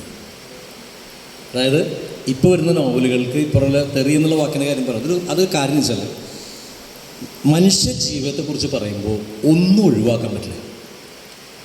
നല്ലത് ചീത്ത എന്നല്ല, നമ്മുടെ ജീവിതത്തിലുടനീളം നടക്കുന്ന സംഭവങ്ങൾ ആവിഷ്കരിക്കണമെങ്കിൽ നമുക്ക് ചിലപ്പോൾ പല വാക്കുകൾ ഉപയോഗിക്കേണ്ടി വരും. ആ വാക്ക് തെറിയാണോ അല്ലയോ എന്നുള്ളത് നമ്മുടെ ശീലങ്ങളുടെ പ്രശ്നമാണ്. അത് നമ്മളങ്ങനെ ഉപയോഗിച്ച് പോയി, ആ ശീലങ്ങളുടെ പ്രശ്നമാണ്. അത് മാറിക്കുമ്പോൾ കഥകളും അത് ആവശ്യമാണെങ്കിൽ, കഥയ്ക്ക് കരുത്ത് നൽകുന്നുണ്ടെങ്കിൽ തീർച്ചയായിട്ടും അത് ഉപയോഗിച്ചിട്ടുണ്ട് മുൻകാലങ്ങളിൽ. അതിൽ ഏറ്റവും രസമായിട്ട് ഏറ്റവും കൂടുതൽ തെറി ഉപയോഗിച്ചിട്ട ആൾ ഒ വി വിജയനാണ്. ധർമ്മപുരാണത്തിന് വളരെ ഗംഭീരമായിട്ട്, അതായത് ഒരു അധികാരത്തിൻ്റെ എന്താ പറയുക, ഏകാധിപതിയുടെ അധികാരത്തിനെ ഇത്ര ഗംഭീരമായിട്ട് മലയാളത്തിൻ്റെ ഏറ്റവും മോശപ്പെട്ട ഭാഷ എന്ന് ഞാൻ പറഞ്ഞതല്ല, അത് പറഞ്ഞ വി കെ ആണ് പറഞ്ഞത്. ഒരു കഥയിലുണ്ട് ഇങ്ങനെ, നിനക്കൊന്നും പറ്റില്ല, നീ പോയി കുറച്ച് ധർമ്മപുരാണം വാങ്ങി തിന്നടാണ്. അത് വി കെ എഴുതിയിട്ടാണ്. ഒന്നും പറ്റിയില്ലെങ്കിൽ പോയിട്ട് കുറച്ച് ധർമ്മപുരാണം വാങ്ങിച്ച് അതായത് അത്രയും മോശമായിട്ട് ഉള്ളൊരു പറഞ്ഞില്ല. അപ്പോൾ ഞാൻ പറഞ്ഞ പോലെ അന്ന് ഉപയോഗിച്ചിട്ടുണ്ട്. വിജയൻ വളരെ ഗംഭീരമായിട്ട് ആ സാധനം ഉപയോഗിച്ചിട്ടുണ്ട്. അതിൽ ആദ്യത്തെ വാചകം തന്നെ പ്രജാപതിക്ക്, ആ വാക്ക് മലയാളത്തിൽ അതുവരെ അങ്ങനെ അത്രയും പ്രകടമായിട്ട് ആരും ഉപയോഗിച്ചിട്ടില്ല. വിജയൻ ഗംഭീരമായിട്ട് ഉപയോഗിച്ചു ആ സാധനം. ഉപയോഗിച്ചതുകൊണ്ട് ഇപ്പോഴും അത് എത്ര പേരെടുത്ത് വായിക്കുന്നു. നമ്മളത് വായിക്കും. ഇപ്പോൾ ഓർമ്മയിൽ നിൽക്കണ്ടല്ലോ വരും. ഏറ്റവും രസത എല്ലാവരും ഓർമ്മയിലും ധർമ്മപുരാണം എന്ന് പറയുമ്പോൾ ആദ്യം ഓർമ്മ വരും. കാരണം എന്താണ് അല്ലേ, പ്രജാപതിക്ക് തൂറാൻ മുട്ടി എന്നുള്ളത് വളരെ കൃത്യമായിട്ട്, കാരണം അത് അത്രയും സ്ട്രൈക്കിംഗ് ആണത്. ഇന്ദ്രപ്രസ്ഥത്തിലെ പ്രജാപതിക്ക് അത് വളരെ അപ്പോൾ തെറി ഉപയോഗിക്കുക എന്നുള്ള ഒരു തെറ്റല്ല. തെറി എന്നുള്ള വാക്ക് രാവണൻ പറഞ്ഞാണ് എൻ്റെ അഭിപ്രായം. കാരണം അങ്ങനെ ഒരു വാക്കും തെറിയല്ല. പക്ഷെ നല്ല വാക്ക് പോലും പഴം തെറിയായിട്ട് മാറും. അപ്പോൾ നമുക്ക് ഈ കാളിദാസ കൃതിയിൽ പറയല്ലോ, സഞ്ചാര പുഷ്പ സ്തപകാവ നമ്ര പല്ലവനിയിലെ ദേവ എന്നൊക്കെ പറഞ്ഞ് പാർവതി വർണ്ണിക്കുമ്പോൾ ഒരു തെറിയല്ല അത്. നേരെ മറിച്ച് നമ്മൾ വേറെ എന്തെങ്കിലും പറഞ്ഞെന്തായിട്ട് മാറുന്നത് ഇത്. അത് എഴുത്തുകാരൻ്റെ ഇതാണ്. അതായത് എങ്ങനെയാണ് അതിനെ എടുക്കുന്നതെന്നുള്ള തന്നെ ആ കഥയ്ക്ക് വേണ്ടി, നമ്മുടെ ശില്പത്തിന് വേണ്ടി നമ്മളത് എങ്ങനെ ഉപയോഗിക്കുന്നു എന്നുള്ളതാണ് അത് വളരെ പ്രധാനം. മറ്റൊന്ന് മാർക്കറ്റിങ്ങിൻ്റെ കാര്യം, അത് വളരെ ശരിയാണ്. ഈ ഒരു കാലത്ത് അതിന് 2 കാരണങ്ങൾ എനിക്ക് തോന്നുന്നു. ഒന്ന് അങ്ങനെ വരാൻ കാരണം, അത് കുറ്റപ്പെടുത്തല്ല. ഒന്ന്, നമ്മുടെ മുഖ്യധാര പ്രസാധകരും അതുപോലെ പത്രാധിപന്മാർ, അല്ലെങ്കിൽ ഈ എന്താ പറയുക എഡിറ്റേഴ്സും അവരൊക്കെ പ്രസാധകരും ഒക്കെ തന്നെ പുതിയതായിട്ട് വളർന്നു വരുന്ന എഴുത്തുകാരെ ഒരു നിലയ്ക്കും പരിഗണിക്കാത്തൊരു കാലത്താണ് ഇത് മാറ്റേണ്ടത്. അതായത് ലബ്ധപ്രതിഷ്ഠ നേടിയ ആളുകളെ മാത്രം ഇത് അവരൊരു മാർക്കറ്റിംഗ് തന്ത്രം ഉപയോഗിക്കുന്നത്. കാരണം എന്താ, അവരുടെ മാഗസിൻ വിറ്റ് പോകണം, അല്ലെങ്കിൽ അവർ പുസ്തകം വിറ്റ് പോകണം. അതിന് എന്ത് വേണം? ലബ്ധപ്രതിഷ്ഠ നേടിയപ്പോൾ MT ആണെങ്കിൽ ഉറപ്പാണ് ആ കോപ്പി ഇത്ര പോവും. അല്ലെങ്കിൽ MT നോവലെടുത്ത് എടുക്കാമെന്ന് കിട്ടും, അല്ലെങ്കിൽ ബഷീറിനെ കിട്ടും, VKM ഇങ്ങനെയൊക്കെ കിട്ടും. പക്ഷേ പുതിയൊരു എഴുത്തുകാരനെ പ്രൊമോട്ട് ചെയ്യാൻ തയ്യാറില്ലാത്തൊരു കാലത്ത് വലിയൊരു സാധ്യത തുറന്നിട്ടൊരിടം നമ്മുടെ ഈ സൈബർ ലോകമാണ്. ഈ സൈബർ അല്ലെങ്കിൽ ഇങ്ങനെയുള്ള എഴുത്തിലേക്ക് വന്നതിൽ ആദ്യം വന്ന ബ്ലോഗ് എഴുത്ത് വന്നതോട് കൂടിയിട്ട് പുതിയ ഒരുപാട് എഴുത്തുകാർ വരാൻ തുടങ്ങി. എഴുത്തുകാർ വന്നപ്പോഴൊരു പ്രശ്നം എന്താണെന്ന് വെച്ച് കഴിഞ്ഞാൽ അയാൾ ആരും അറിയില്ല. സ്വാഭാവികമായിട്ടും പലപ്പോഴും ഞാനിവിടെ ഉണ്ട് എന്ന് ഉറക്കെ വിളിച്ചു പോകേണ്ട ഗതികേട് എഴുത്തുകാർക്ക് വന്നിട്ടുണ്ട്. അതിന് ആരെയും കുറ്റം പറഞ്ഞിട്ട് കാര്യമില്ല, കാരണം ഉണ്ടാക്കി വെച്ച ഒരു ഇതിൻ്റെ കുഴപ്പമാണ്. അതുകൊണ്ട് എനിക്ക് ഉറക്കെ വിളിച്ച് പറയേണ്ടി വരികയാണ്, എന്ത്, ഞാനൊരു കഥ എഴുതിയിട്ടുണ്ട് നിങ്ങളൊന്ന് വായിക്കണേ എന്ന് പറയേണ്ട ഒരു ഗതികേട്ടിലേക്ക് എത്തുന്ന കാലത്ത് ഈ മാർക്കറ്റിംഗ് വന്നു. പക്ഷെ ആ മാർക്കറ്റിംഗ് എന്ന് പറയുന്നത് ബ്ലോഗ് എഴുത്തിലാണ് ധാരാളം വന്നത്. ബ്ലോഗിലാണ് ആദ്യം വരുന്നത്, കഥയെക്കുറിച്ചുള്ള ലിങ്ക് കൊടുക്കുക, അത് കൊടുക്കുകയാണ് പതിവ്. പക്ഷേ ഇത് ശരിക്കും നമ്മുടെ പ്രസാധകരൊക്കെ ഇതിൻ്റെ വിപണന സാധ്യത മനസ്സിലാക്കി അവരിപ്പോൾ എന്ത് ചെയ്യാണ്, എഴുത്തുകാരെ കൊണ്ട് ചെയ്യിക്കുകയാണ്. ഇപ്പോൾ നോക്കിയോളൂ, പുസ്തകങ്ങൾ എടുത്ത് നോക്കിയോളൂ, നമ്മുടെ വരുന്ന എല്ലാ പുസ്തകങ്ങളും ഇപ്പോൾ ഈ അടുത്ത കാലത്ത് അറിയുന്ന നോവലുകൾ എടുത്ത് നോക്കിയാൽ രാവണേട്ടൻ പറഞ്ഞ പോലെ തന്നെ ഒരുപാട് എന്താ പറയുക, നമുക്ക് അത്രത്തോളം ഇഷ്ടപ്പെടാത്ത ഒരുപാട് നോവലുകൾ വലിയതായിട്ട് കൊട്ടിഘോഷിക്കപ്പെടുന്ന രീതിയിൽ വരുന്നുണ്ട്. പക്ഷെ അത് മുമ്പും വന്നിട്ടുണ്ട്. വിലാസിനിയുടെ അവകാശികൾ പൂർണ്ണമായും വായിച്ച എത്ര ആളുണ്ട് ഇവിടെ? അവകാശികൾ വലിയ. അതുപോലെ പുതൂരുണ്ണികൃഷ്ണൻ്റെ ആനപ്പക പൂർണ്ണമായും വായിച്ച ആൾക്കാർ എത്ര ഉണ്ടാവും? ഇങ്ങനെ സ്ഥൂലമായിട്ട് എഴുതുന്ന ആൾക്കാർ പല കാലത്തുണ്ടായിട്ടുണ്ട്. ഇപ്പോൾ മാത്രമല്ല, മുമ്പുണ്ടായിട്ടുണ്ട്. പക്ഷേ എന്താ വെച്ചാൽ അന്നൊക്കെ അവർക്ക് പരിരക്ഷ കിട്ടിയിരുന്നു. അതായത് ഈ പ്രസാധകന്മാരുടെയും അതുപോലെ തന്നെ ഈ പ്രസാധകരുടെയൊക്കെ പരിരക്ഷ കിട്ടിയിരുന്നു. അതിൻ്റെ പുറത്താണ് ഇതൊക്കെ. ഇപ്പോൾ ആരാ അവകാശികൾ എടുത്ത് വായിക്കുന്നത്? അവകാശങ്ങളെ കുറിച്ച് പറഞ്ഞപ്പോൾ തന്നെ ആരുടെ മുഖത്തൊരു തെളിച്ചില്ല, കാരണം ഓർമ്മയിൽ തന്നെ ഇല്ല പലരെയും. ലാസ്റ്റിൻ്റെ അവകാശികൾ എന്താ, എത്ര പേരിക്കറിയില്ല, എത്ര പേര് വായിച്ചെന്ന് എനിക്കറിയില്ല. വായിച്ചിട്ടില്ല വള്ളി മുഴുവൻ. മാഷ എത്ര വോള്യമാണ് പക്ഷേ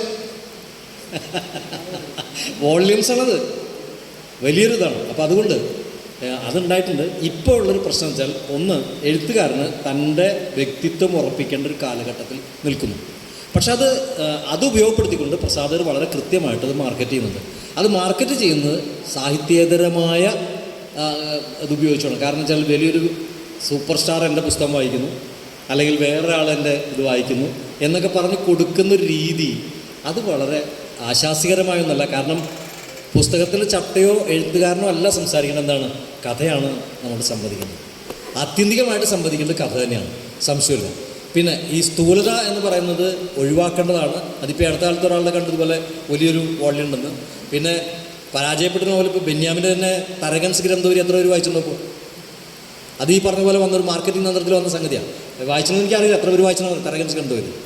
അപ്പോൾ ഇങ്ങനെയുള്ള സംഗതികൾ നടത്തുന്നത് അത് പുതിയ കാലത്തിൻ്റെ വിപണനത്തിൻ്റെ രീതി ശാസ്ത്രമാണ് എന്നുള്ളതാണ് പ്രധാനം. അതിന് നമ്മൾ എഴുത്തുകാരനെ അല്ല കുറ്റം പറയേണ്ടത്, എഴുത്തുകാരനെ കുറ്റം പറഞ്ഞിട്ട് കാര്യമില്ല, വിപണനത്തിൽ നിൽക്കുന്ന ഒരാളാണ്. പക്ഷേ സ്വന്തം കൃതി എത്രയൊക്കെ പറഞ്ഞാലും എല്ലാ എഴുത്തുകാരും വലിയൊരു പ്രശ്നം എന്ന് വെച്ചാൽ, എവിടെയൊക്കെ പ്രസാരം ചെയ്യാലും എൻ്റെ പുസ്തകം DC ഇറക്കി, അല്ലെങ്കിൽ എൻ്റെ പുസ്തകം മാതൃഭൂമി ഇറക്കി എന്ന് പറയാൻ അല്ലെങ്കിൽ അറിയാൻ എന്നുള്ള ആയിട്ടാണ് നമ്മുടെ ഉള്ളിൽ ജീവിക്കുന്നത്. അതാണ് ഈ സമൂഹത്തിൽ അംഗീകാരം എന്നുള്ളൊരു തോന്നൽ എല്ലാവർക്കും ഉണ്ട് എന്നുള്ളത് കൊണ്ട് അത് നടക്കുന്നു മാത്രം. അതുകൊണ്ട് തന്നെ എൻ്റെ അഭിപ്രായമാണ് ഞാൻ ഈ പറഞ്ഞു കേട്ടോ. എൻ്റെ എഴുത്തുകാരൻ നിലയ്ക്ക് എൻ്റെ ഒരു അഭിപ്രായം ഞാൻ പറഞ്ഞത് മാത്രം. പക്ഷെ അത് വേണോ വേണ്ടെന്ന് തീരുമാനിക്കേണ്ടത് നമ്മളാണ്. പക്ഷെ എൻ്റെ ഒരു ഉറച്ച വിശ്വാസം, ഞാൻ എഴുതുന്ന കഥ എൻ്റെ ഒരു ലിമിറ്റഡ് സർക്കിളിൽ മാത്രമേ നിൽക്കുന്നെങ്കിൽ പോലും ഞാൻ വളരെ സംതൃപ്തനാണ്. കാരണം എൻ്റെ കഥകൾ അത്രയെങ്കിലും ആൾക്കാർ വായിച്ചല്ലോ എന്ന കാരണം എന്താ വെച്ചാൽ, ഒരുപാട് കാലം കഴിഞ്ഞാൽ ഈ കഥകളൊക്കെ എത്ര തരം വായിക്കപ്പെടുമെന്നും ഈ കഥകളൊക്കെ എത്ര കാലം നിൽക്കുമെന്നൊന്നും ആർക്കും പറയാൻ കഴിയില്ല. പല കഥകളും മറവിയിലേക്ക് മറഞ്ഞു പോവുകയും ചെയ്യും. പക്ഷേ കരുത്തുള്ള കഥാകൃത്തുകൾ, ബഷീറിനെ പോലുള്ള ആളുകൾ നിലനിൽക്കുക തന്നെ ചെയ്യും എന്നുള്ളതാണ് എനിക്കിത് പറയാം.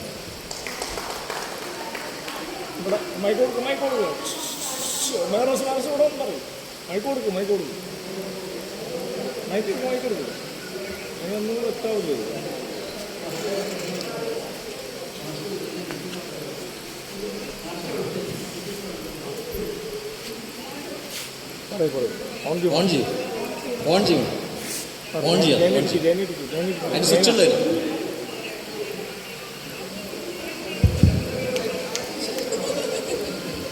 ഞാൻ ചോദിക്കുന്നതേ, അങ്ങനെ ഒരു വികലമായ വായന സംസ്കാരത്തെ വളർത്തിയെടുക്കുന്നില്ല അത് എന്ന് വെച്ചാൽ, ഈയിടെയായിട്ട് മാഷിപ്പ് പറഞ്ഞതിൽ ഞാൻ തുടരുകയാണ്. ചില നോവലുകൾ വന്നു, ചില കഥകൾ വന്നു. സോഷ്യൽ മീഡിയയിൽ വളരെയധികം ഹൈപ്പ് ഉണ്ടാക്കിയ നോവലുകളെന്നും കഥകളെന്നും നമുക്ക് പറയാം. അപ്പോൾ അത് കാണുമ്പോൾ ഒരാളത് മേടിച്ച് വായിക്കുന്നു. പണ്ടത്തെ പോലെയല്ല, ഇപ്പോൾ നോവലിനും കഥയ്ക്കൊക്കെ ബുക്കിനൊക്കെ വളരെ റേറ്റ് കൂടുതലാണ്. നമ്മളത് മേടിച്ച് വായിക്കുമ്പോൾ ഒരു വായന കഴിഞ്ഞാൽ ഒരു അനുവാചകന് കിട്ടേണ്ട ഒന്നും തന്നെ കഥയിലോ ഈ നോവലിലോ ഇല്ല എന്നുള്ളത് വാസ്തവം. എന്നിട്ട് അന്ന് ഞാൻ പറഞ്ഞിട്ടില്ല. അല്ല ഞാൻ പറയുന്നു വായിച്ച സ്ഥിതിക്ക്, പുതിയ ഒരാളുടെ 3 നോവലുകൾ വായിച്ച സ്ഥിതിക്ക് ഞാൻ പറയുന്നു, അയാളുടെ ഒരു പുസ്തകം വളരെയധികം ഏറ്റവും കൂടുതൽ വിൽക്കപ്പെട്ട പുസ്തകം എന്ന് കൊട്ടിഘോഷിക്കപ്പെടുന്നു. ആ പുസ്തകത്തിൽ ഏറ്റവും ആദ്യം അയാൾ അവകാശപ്പെടുന്നുണ്ട്, ഈ പുസ്തകം നിങ്ങളെ വളരെയധികം എന്താ പറയുക, ഒരു വായന അനുഭവം നൽകുമെന്ന് ഞാൻ അവകാശപ്പെടുന്നില്ല. ഏറ്റവും ആദ്യം അയാൾ എഴുതിയിട്ടുള്ള സെൻറ്റൻസ് അതാണ്. ആവശ്യക്കാർ അല്ലെങ്കിൽ അത്തരം താല്പര്യമുള്ളവർ മാത്രം എൻ്റെ നോവൽ അല്ലെങ്കിൽ ഈ നോവൽ വായിച്ചാൽ മതി എന്ന് പറഞ്ഞിട്ട് തന്നെയാണ് ആ നോവലിൻ്റെ ആരംഭം. നോവൽ കംപ്ലീറ്റ് ചെയ്തില്ല, കുറച്ച് പേജുകൾ മാത്രം വായിച്ച് നോവൽ അടച്ചു വെച്ച് ലൈബ്രറിക്ക് തിരിച്ചു കൊടുത്തു. അയാളുടെ ആദ്യത്തെ ബുക്ക് ആദ്യം സമീപിച്ചത് DCA ആണെന്ന് പറയുന്നു. DC അത് പ്രസിദ്ധീകരിച്ചില്ല. ഈ ബുക്കിന് ഭയങ്കര അധികം പബ്ലിസിറ്റി ഉണ്ടായി കഴിഞ്ഞപ്പോൾ DC ആ ആദ്യത്തെ ബുക്ക് വീണ്ടും പബ്ലിഷ് ചെയ്യുന്നു. അപ്പം ഞാൻ ചോദിക്കുന്നത്, ഇത് വികലമായൊരു വായന സംസ്കാരത്തെ വളർത്തിയെടുക്കില്ലേ ആളുകൾക്കിടയിൽ? ഇതാണോ യഥാർത്ഥത്തിൽ വേണ്ടത്? നല്ല ബുക്കുകൾ പലതും ശ്രദ്ധിക്കപ്പെടാതെ പോവുകയും ഇതുപോലെയുള്ള DC ഇപ്രാവശ്യം ക്ഷണിച്ച നോവൽ 5 എണ്ണം എല്ലാ വർഷവും പ്രസിദ്ധീകരിക്കുന്ന DC ക്ഷണിച്ചിട്ടുള്ളത് ഇപ്രാവശ്യം പ്രണയ നോവലുകൾ അയക്കാനാണ് പുതിയ ആളുകളോട് പറഞ്ഞിട്ടുള്ളത്. പ്രണയത്തിനാണ് ഇപ്പോൾ മാർക്കറ്റിംഗ്, അങ്ങനെയാണെന്ന് തോന്നുന്നു. മറ്റുള്ള സംഭവങ്ങൾക്കൊന്നും മാർക്കറ്റ് ഇല്ലാതാവുന്നു. അപ്പോൾ ഇതൊക്കെ ഒരു പുതിയൊരു സംസ്കാരത്തെ അല്ല നമുക്കിടയിൽ കൊണ്ടുവരുന്നത് വായനക്കാർക്കിടയിൽ എന്നുള്ളൊരു സംശയം ഞാൻ മാഷോട് ചോദിക്കുകയാണ്. മറുപടി സംശയത്തിൽ തന്നെ എൻ്റെ ഉത്തരമുണ്ട്. ഒന്ന്, 2, 3, 4 തവണ ഒരു വാക്ക് ഉപയോഗിച്ചു, മാർക്കറ്റ്. ഈ വാക്ക് വലിയ അപകടം പിടിച്ചതാണ്. കാരണം വെച്ചാൽ വിപണിയാണ് ഇതൊക്കെ തീരുമാനിക്കുന്നത്. അത് വലിയ കാര്യമാണ്. അത് പറഞ്ഞ് കറക്റ്റാണ്. മാർക്കറ്റാണ് തീരുമാനിക്കുന്നത്, അത് യാതൊരു സംശയമില്ലല്ലോ. ഒന്ന്. രണ്ടാമത്തെ കാര്യം, വികലമായ വായനാ സംസ്കാരം എന്ന് പറഞ്ഞു. എനിക്കൊരു ഏറ്റവും രസമായിട്ടുള്ള സംഗതി, നമ്മുടെ കാലത്ത്, ഈ കാലത്തല്ല, മുൻകാലങ്ങളിൽ ഇതുപോലെ ധാരാളം വിറ്റിരുന്ന നോവലുകളുണ്ടായിരുന്നു. ഏറ്റവും കൂടുതൽ നോവലുകൾ എഴുതിയതും വിറ്റഴിക്കപ്പെട്ടതും മുട്ടത്ത് വർക്കിയുടെ അല്ലേ? ഏറ്റവും കൂടുതൽ എഴുതപ്പെട്ടത്, ധാരാളം നോവലുകൾ എഴുതി ഏറ്റവും കൂടുതൽ വിറ്റഴിക്കപ്പെട്ടത്, ഏറ്റവും കൂടുതൽ സിനിമകൾ ഉണ്ടായിട്ടുള്ള മുട്ടത്ത് വർക്കിയാണ്. സ്കൂൾ ജീവിതകാലത്ത് ഏറ്റവും കൂടുതൽ വായിക്കപ്പെട്ട. അതെ, ഞാൻ ചോദിക്കുന്നത്, മുട്ടത്ത് വർക്കി അന്ന് എല്ലാവരും ആക്ഷേപിച്ചിരുന്നു പൈങ്കിളിയാണ്, പൈങ്കിളി കഥകളാണ് എന്നൊക്കെ. പക്ഷെ ഒരു കാര്യം, ഒരു സത്യം ഉണ്ടായില്ല. അതായത് വലിയൊരു വായന ഒരു സമൂഹത്തെ വായനയിലേക്ക് കൊണ്ടുവരാൻ മുട്ടത്ത് വർക്കി കഴിഞ്ഞു എന്നുള്ളതാണ്. എത്ര വികലമായിട്ടുള്ള, അതിൽ നമുക്കറിയാം, വളരെ എന്താ പറയുക, തൊലിപ്പുറമെയുള്ള സംഗതികൾ മാത്രമേ ഉള്ളൂ. വേറെ ഇൻഡെപ്തൊന്നുമില്ല. മനുഷ്യൻ്റെ ചിന്തകളോ ഒന്നും അതിലില്ല അല്ലേ? വെറും ഫെർവലായിട്ടുള്ള പുറമേയുള്ളത് മാത്രമേ ഉള്ളൂ. വലിയ ഗഹനമായിട്ട് ചിന്തകളൊന്നുമില്ല. ഒരു പാവപ്പെട്ടവൻ, ഒരു പണക്കാരൻ, അവർ തമ്മിലിടയിലുള്ള പ്രണയത്തിനിടനാകുന്ന പ്രശ്നങ്ങൾ, ഇതല്ലാതെ വേറെ ഒന്നും മുട്ടത്ത് വർക്ക് ചെയ്ത്, എല്ലാം മിക്കവാറും എല്ലാം അങ്ങനെ തന്നെയാണ്.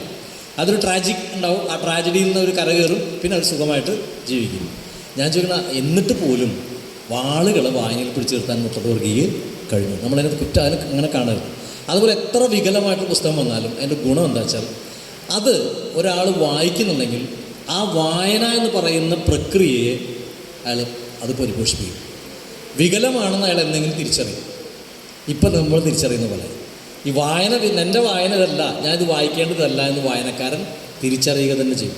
എനിക്കറിയാം, മലയാളത്തിൽ ഞങ്ങളുടെ ആ തലമുറയിൽ, ഇപ്പോൾ രാവണനൊക്കെ അറിയാം, ഏറ്റവും കൂടുതൽ വായിക്കപ്പെട്ടിരുന്ന നോവലുകൾ ഈ പറഞ്ഞ പോലെ മുട്ടത്ത് വർക്കി, കാനം, വല്ലച്ചിറ മാധവൻ, പമ്മൻ, ഇവരൊക്കെയാണ് കൂടുതൽ വായിക്കപ്പെടുന്നത്. അതിൽ വല്ലച്ചിറ മാധവനെ കുറിച്ച് നമ്മുടെ അഷ്ടമൂർത്തിയോട് വന്നിരുന്നില്ലേ? ആ അഷ്ടമൂർത്തി എഴുതിയിട്ടുള്ളതാണ് ഇത്, അഷ്ടമൂർത്തി നോവൽ അല്ലേ? അതിനെക്കുറിച്ചാണ്. ആ നോവലൊന്ന് വായിച്ചു നോക്കൂ. അതിൽ പറയുന്നുണ്ട്, വല്ലച്ചിറ മാധവൻ്റെ ജീവിതത്തെക്കുറിച്ച് പറയുന്നുണ്ട്. അപ്പോൾ ഞാൻ പറഞ്ഞത്, വായന എന്ന് പറഞ്ഞാൽ എത്ര വികലമായാലും ആ വായിക്കുന്നുണ്ടെങ്കിൽ അത് ഈ കാലത്ത് ഒരു സാംസ്കാരിക പ്രവർത്തനമാണ്. അതായത് ഞാൻ പറയും, വെറുതെ നമ്മളിപ്പോൾ കാരണം വായന ഇല്ലാതാകുന്ന സമൂഹമാണ് നമ്മളെ ഇങ്ങനെ ഇരുട്ടിലേക്ക് തള്ളിവിടുന്നത്. വായന ഇല്ലാതായാൽ ഈ ലോകത്ത് നടക്കുന്ന ഒരു കാര്യം നിങ്ങൾ അറിയില്ല. എന്തുകൊണ്ട് നമ്മുടെ ആളുകൾ ഇങ്ങനെ ഫാസിസ്റ്റവൽക്കരിക്കപ്പെടുന്നു എന്നുള്ള ഏറ്റവും വലിയ ഉത്തരം അവർ വായിക്കുന്നില്ല എന്ന് തന്നെയാണ്. വായിക്കുന്ന മനുഷ്യന് പലപ്പോഴും ഇതിൽ കുടുങ്ങി കിടക്കേണ്ടി വരും. കാരണം ചില കൊളുത്തുകൾ അവന് കൊളുത്ത് തന്നെ ചെയ്യും. കാരണം ചില തീരുമാനം എടുക്കുമ്പോൾ ഈ വായിച്ചത് അവനെ ചോദ്യം ചെയ്യും. അങ്ങനെ ചോദ്യം ചെയ്യാതെ വരുന്ന എങ്ങനെയാ വെച്ചാൽ, ഒരു വായനയില്ലാത്ത മനുഷ്യന് ഒരു ചോദ്യം ചെയ്യലുമില്ല, ഒരു പ്രശ്നമില്ല, അവനെന്ത് വേണേൽ കാണിക്കാൻ പറ്റും. വായിച്ചു തുടങ്ങിയാൽ ആ മനുഷ്യനതിൽ കുടുങ്ങിക്കിടക്കും. അതിന് എത്ര മോശം വായനയായിരുന്നു. Okay, thank you.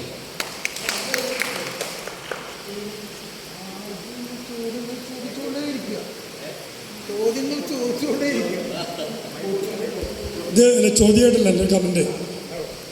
DC books പ്രണയ നോവലുകളുടെ മത്സരം നടത്തുന്നു ക്ഷണിക്കുന്നു എന്ന് പറഞ്ഞു. ഒരു മാർക്കറ്റിംഗാണ്, കച്ചവടം എന്നൊക്കെ പറഞ്ഞു. പക്ഷെ അത് എനിക്കറിയില്ലായിരുന്നു സംഭവം. ഉണ്ടെങ്കിൽ ഞാൻ അതിനെ സപ്പോർട്ട് ചെയ്യുന്നു. കാരണം ലോകം പ്രണയത്തിനെതിരാണ്. ഏറ്റവും കൂടുതൽ പ്രണയത്തിൻ്റെ പേരിൽ കൊലകൾ നടക്കുന്ന ദുരഭിമാന കൊലകളുടെ നാട്ടിൽ പ്രണയ നോവലുകളും പ്രണയ കവിതകളും ഉയർത്തിപ്പിടിച്ചുകൊണ്ട് പ്രണയ സുരഭിലമായൊരു ലോകം നമ്മൾ ഉണ്ടാക്കണം.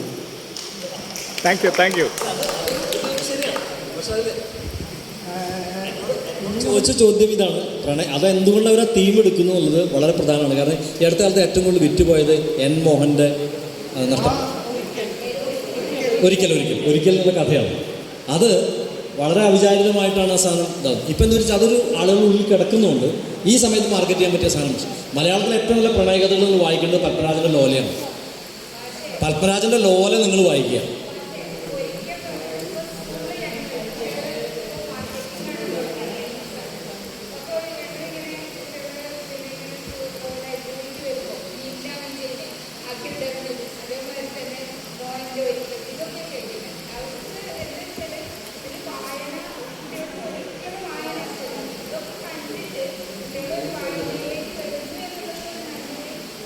അതിലൊരു കാര്യം ചോട്ടെ, നിങ്ങളിത് പറയുമ്പോൾ ഒരു പേരെനിക്ക് പറയാനുണ്ട്.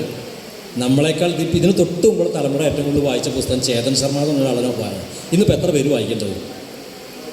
ഏതാണ്ട് അതുപോലെയാണ് അഖിൽ പി ധർമ്മജൻ്റെ എഴുത്ത്. ഒരു വ്യത്യാസമില്ല. സുഹൃത്തുക്കളെ, ഒരു 1-2 കാര്യങ്ങൾ പറയാനുള്ളത്. അതായത് ഒന്ന് നീണ്ട നോവൽ, നീണ്ട എഴുത്തിനെ കുറിച്ച് പറഞ്ഞു. പക്ഷേ അതിൻ്റെ കൂട്ടത്തിൽ VK വന്നു. VK വന്ന 2 കാര്യം ഒന്ന് സൂചിപ്പിക്കുകയാണ്. VKൻ്റെ അടുത്ത് ഞാൻ കേട്ടിട്ടുള്ളതാണ് പണ്ട്. VKൻ്റെ അടുത്ത് പത്രക്കാർ വന്നിട്ട് ഇങ്ങനെ ചോദിക്കുകയാണ്, മുട്ടത്ത് വർക്കി കണക്ട് ചെയ്തുകൊണ്ടാണ് പറയുന്നത്. മുട്ടത്ത് വർക്കിയുടെ നോവലും VKൻ്റെ നോവലും തമ്മിൽ വ്യത്യാസം എന്നാണ് കേട്ടിട്ടായിരിക്കും. അപ്പോൾ പത്രക്കാർ ഈ ചോദ്യം ഉന്നയിച്ചപ്പോൾ VK ചിരിച്ചിട്ട് പറഞ്ഞേ, മുട്ടത്ത് വർക്കിയുടെ നോവലിൽ ഒരു സെൻറ്റൻസ് ഇങ്ങനെയായിരിക്കും: അവൾക്ക് ഇപ്പോൾ ആടിനേക്ക് കൊണ്ടുപോകുന്നു, പറമ്പിൽ പോകുമ്പോൾ പ്രണയം കാര്യങ്ങളാണ്. അവൾക്ക് ഈടെയായിട്ട് ഭയങ്കര ആദിയാണ്. അമ്മ പറയാണ് അപ്പനോട്, അവൾക്ക് ഈടെയായിട്ട് ഭയങ്കര ആദിയാണ്. മുട്ടത്തോർക്ക് അവിടെ നിർത്തി. VK നിങ്ങളാണെങ്കിലും ചോദിച്ചു പത്രക്കാർ. ഞാനൊരു വരി കൂടി ചേർക്കും, അവൾക്ക് ഈടെയായിട്ട് ഭയങ്കര ആദിയാണ്, ആദിയിൽ ഇതില്ലായിരുന്നല്ലോ. അപ്പോൾ ആ എഴുത്തിൻ്റെ ഡയമെൻഷനാണ് മാറിയത്. പിന്നെ ബൈബിൾ മുതലുള്ള സ്ഥലത്തേക്ക് പോയി. ഇത് VKൻ്റെ എഴുത്തിൽ മൾട്ടി ഡയമെൻഷനിലാവുന്നു എന്നുള്ളതാണ് ഞാൻ പറഞ്ഞത്. നേരത്തെ പറഞ്ഞതിനകത്ത് നമ്മൾ നീണ്ടത് വലുത് എന്നൊക്കെ പറഞ്ഞ് നിഷേധിച്ചാൽ നമ്മൾ വാർ ആൻഡ് പീസും ഡോസ്റ്റോവസ്കിയുടെ കുറ്റവും ശിക്ഷയും കർമ്മസവും സഹോദരന്മാരും ഒക്കെ പ്രശ്നമാവും. സംഭവിക്കണം എന്താണെന്ന് വെച്ചാൽ, അതല്ല ഞാൻ പറയുന്നില്ല, എന്നെ പറയാൻ ഒതുക്കി. മാഷ് പറഞ്ഞതുകൊണ്ട് ഞാൻ യോജിക്കുന്നു. വേറെ അർത്ഥത്തിൽ ഞാൻ അതിനകത്ത് ഫില്ല് ചെയ്യാൻ ശ്രമിക്കുകയാണ്. അതായത് ഈ നോവലിൻ്റെ നീളം കൂടുന്നതല്ല പ്രശ്നം. അതിൻ്റെ ഓരോ ചാപ്റ്റർ കഴിയുമ്പോഴും ജീവിതത്തിൻ്റെ സമഗ്രത, അതും ഈ പറഞ്ഞ വിവിധ മാനങ്ങളിലൂടെ അനുഭവങ്ങളിലൂടെ അതിനകത്ത് വളർന്നു വരുന്നുണ്ടോ എന്നുള്ളതാണ്. അല്ലെങ്കിൽ പറഞ്ഞത് ഇങ്ങനെ ഒരേ ഭാഷയിൽ പറഞ്ഞുകൊണ്ടിരിക്കുമ്പോഴാണ് ഈ സംഗതി ബോറടിക്കുന്നത്. ഇപ്പോൾ കർമ്മസോ സഹോദരന്മാർ എടുക്കുമ്പോഴുള്ള പ്രശ്നം, ഓരോ ചാപ്റ്റർ കഴിയും തോറും മനുഷ്യരാശീനെ സമഗ്രമായിട്ട് പിടിക്കുകയാണ്. അതിനകത്ത് ഫിലോസഫിയുടെ ചർച്ചയുണ്ട്, പോയട്രി ചർച്ചയുണ്ട്, ഇങ്ങനെ പലതും കയറി വന്നിട്ടാണ് സംഗതി പോകുന്നത്. നമ്മുടെ ഈ നീണ്ട നോവലുകളായി മാറുന്നിടത്ത് പറ്റുന്ന പ്രശ്നം, അത് പേജ് എണ്ണം തികച്ചാൽ ഇത്രയധികം പേജിന് പൈസ കിട്ടുന്നതോടത്ത് വെറുതെ വലിച്ചു നീട്ടി എഴുതുന്ന പോലെയാണ് സംഭവിക്കുന്നത്. പണ്ട് കാലത്ത് ഈ നാടകം എഴുതപ്പെടുന്നുണ്ടായിരുന്നു. ഇപ്പം ഈ അടുത്ത് പോയി മുഹമ്മദ് പുഴക്കരയ്ക്ക് നാടകം എഴുതും. 132 പേജിൻ്റെ പുസ്തകമാണെങ്കിൽ അന്ന് HMC ഇത്ര പൈസ കൊടുക്കും. ഞാനും ജോസൂറുമിലൊക്കെ ഇരുന്നിട്ട് നാടകം എടുത്തിട്ട് അതിൽ 70 പേജ് വെട്ടിക്കളഞ്ഞ് ക്രീമാക്കേണ്ടി വരും. കാരണം വെറുതെ വേലക്കാരനും മറ്റേതും തമ്മിലുള്ള സംഭാഷണങ്ങൾ നിറച്ചിരിക്കുകയാണ്. അപ്പോൾ ഞാൻ പിന്നീട് ഒരാളോട് ചോദിച്ചു പറഞ്ഞത്, നമ്മളിപ്പോൾ 50 പേജിൻ്റെ നാടകം എഴുതി കൊടുത്താൽ HMC ഇത്ര എമൗണ്ട് തരുള്ളൂ. പക്ഷെ അവർക്ക് പ്രിൻ്റ് ചെയ്യുമ്പോൾ ഒരു 132 പേജ് ഉണ്ടെങ്കിൽ അത്രയും 3 മണിക്കൂർ പള്ളി നാടകങ്ങളാണ്. ഈ ഡെപ്താണ് അതിൻ്റെ പ്രശ്നം. ഓരോ ചാപ്റ്റർ കഴിയുന്നതോറും കഥാപാത്രങ്ങൾ വികസിച്ച് വരുന്നതിലൂടെ നമ്മളെ അപ്രതീക്ഷിതമായ വേറെ ലോകത്തിലേക്ക് കൊണ്ടുപോകുന്നു. അതാണ് ഏകാന്തയുടെ 100 വർഷങ്ങളുടെയൊക്കെ പ്രത്യേകത. ലെങ്ത്ത് മാത്രമല്ല, ഡെപ്തും കൂടി ഉണ്ടെന്നുള്ളതാണ്. അത് ഇല്ലാതെ വരുമ്പോഴാണ് ഈ സംഗതി ആവർത്തനമായിട്ട് തോന്നുന്നത്. ചാപ്റ്ററുകൾ കടന്നു പോകുന്നതോറും പെട്ടുപോകും നമ്മൾ. കുറ്റവും ശിക്ഷയൊന്നും ആലോചിച്ച് നോക്കി. സിമ്പിളാണ്. വെറുതെ ഒരാൾ ക്രൈം ചെയ്തു എന്ന് മാത്രമാണ്. റാസ്കൾനിക്കോവ് ക്രൈം ചെയ്തു. വേറെ കോട്ടയം കൃഷ്ണനാഥ് എഴുതുകയാണെങ്കിൽ ഒരു ക്രൈം ത്രില്ലർ മാത്രമാണ്. പക്ഷേ ഡോസ്റ്റോവസ്കി അത് എഴുതുമ്പോൾ ചാപ്റ്ററുകൾ കടന്നു പോകും തോറും അതിൻ്റെ ദാർശനിക തലം കൂടി കയറി വന്നുകൊണ്ടാണ് ആ പ്രോസ്റ്റിറ്റ്യൂട്ടായ സോണി ഇവർ തമ്മിൽ ഇരിക്കുന്നിടത്ത് കൂട്ടിമുട്ടുന്നതും അങ്ങനെ 400, 450, 500 പേജ് വരുന്നൊരു പുസ്തകമായി മാറുന്നു എന്നുള്ളതാണ്. അപ്പോൾ എഴുത്തുകാരോട് എനിക്ക് പറയുള്ളൂ, ഇപ്പോൾ നാടകക്കാർ ആരായാലും അതിനകത്ത് ഡെപ്ത് എന്നുള്ളൊരു വിഷയം ഉണ്ടെങ്കിൽ ഈ പ്രശ്നം മാറി. വൈവിധ്യമുണ്ടെങ്കിൽ ലെങ്ത് അല്ല പ്രശ്നം. ഇതിൽ ഏറ്റവും ഒരു കാര്യം കൂടി ഉണ്ട്. ഇതുപോലെ ദീർഘമായിട്ട് എഴുതിയിരുന്ന ഒരാളാണ് പെരുമ്പടവം ശ്രീധരൻ. ശ്രീധരൻ്റെ ആയില്യം, അതുപോലെ തന്നെ മറ്റേ ഒരുപാട് നോവലുകളൊക്കെ വരും. പക്ഷെ ഒരു ചെറിയ നോവലിലാണ് ഇന്ന് നമ്മൾ അദ്ദേഹത്തെ ഓർക്കുന്നത്, ഒരു സങ്കീർത്തനം പോലെ. ഇതാണ് ഒരു വ്യത്യാസം, ചെറുതിൻ്റെ സൗന്ദര്യം എന്ന് പറയുന്ന സംഗതി. കാരണം അത്ര ആറ്റിക്കുറുക്കി എഴുതിയിട്ടുള്ള സംഗതി അത്. അതിൻ്റെ ഒരു അത് മനസ്സിലാക്കിയാൽ ഇതൊരു മോഡലാണ്. കാരണം ഞാൻ മറ്റൊക്കെ വായിച്ചിട്ടുണ്ട്, ചെറുപ്പത്തിൽ പെരുമാൾ ശിവൻ്റെ ബാക്കി എല്ലാ നോവലുകളും നമ്മൾ കണ്ടിട്ടുണ്ട്, വായിച്ചിട്ടുണ്ട്. പക്ഷേ ഈ ഒരു ഒറ്റ നോവൽ മതി പെരുമാൾ ശിവൻ്റെ മലയാളത്തിൽ അതാണ്. അപ്പോൾ ഓക്കെ, നമുക്ക് അവസാനിപ്പിക്കാം അല്ലേ? സമയം യെസ്. മാഷ് നേരത്തെ പറഞ്ഞോട് ഞാൻ യോജിക്കണം. അപ്പോൾ നമ്മൾ ഈ കഥയൊക്കെ എഴുതുമ്പോൾ 2 തരം ഭാഷയിൽ വരില്ല. സാഹിത്യ ഭാഷയും വരും, പിന്നെ ലോക്കലായിട്ടുള്ള ലാംഗ്വേജും വരും. അപ്പോൾ ഈ ലോക്കൽ ലാംഗ്വേജ്, ഇപ്പോൾ ഞാൻ ഒരു കഥ എഴുതിയത് ഒരു മാലൊക്കെ കോരിക്കൊണ്ടുപോണ അവരുടെ ഒരു ഇതാണ്. അപ്പോൾ അയാൾ വീട്ടിൽ വന്നിട്ട് ആ ഭാഷ, അയാളുടെ സംസാര രീതി അങ്ങനെ ആയിരിക്കും. വീട്ടിൽ വന്നിട്ട് ചിലപ്പോൾ എനിക്ക് തൂറാൻ വിടണമെന്ന് പറയും, അങ്ങനെ പറയുള്ളൂ. അല്ലെങ്കിൽ ഞാൻ ടോയ്ലറ്റിൽ പോകട്ടെ എന്നൊക്കെ പറയാൻ പറ്റില്ല. അപ്പോൾ അങ്ങനെയുള്ള സന്ദർഭങ്ങളിൽ അത് കുഴപ്പമില്ല എന്ന് തോന്നണം. പിന്നെ നോവലിൻ്റെ നീളത്തിനെ പറ്റി പറഞ്ഞപ്പോൾ ഞാൻ ആദ്യമായിട്ടൊരു നോവൽ എഴുതാൻ ശ്രമിച്ചുകൊണ്ടിരിക്കുകയാണ്, കുറച്ച് നാളായി ട്രൈ തുടങ്ങിയിട്ട്. അപ്പോൾ എന്നോട് നമുക്ക് വേണ്ടപ്പെട്ട ഒരാൾ, ഞാൻ അങ്ങനെ പറഞ്ഞപ്പോൾ വേണ്ടപ്പെട്ട ഒരാൾ ഞാൻ എത്ര പേജ് ഉണ്ടാവും എന്ന് ചോദിച്ചു. അപ്പോൾ ഞാൻ പറഞ്ഞു ഒരു 12 ചാപ്റ്റർ ഉണ്ടാവും, ഒരു 50-60 പേജ് ഉണ്ടാവുള്ളൂ എന്ന് പറഞ്ഞു. അത് പറ്റില്ല, നോവലാണെങ്കിൽ അതൊന്നും പറ്റില്ല. നോവലാണെങ്കിൽ ഒരു 100-150 പേജ് കുറഞ്ഞ് എഴുതി കഴിഞ്ഞാൽ നോവലാവില്ല എന്ന് പറഞ്ഞു. അങ്ങനെ ഒരു ധാരണയുണ്ട്, അതാണ് ഞാൻ പറഞ്ഞത്.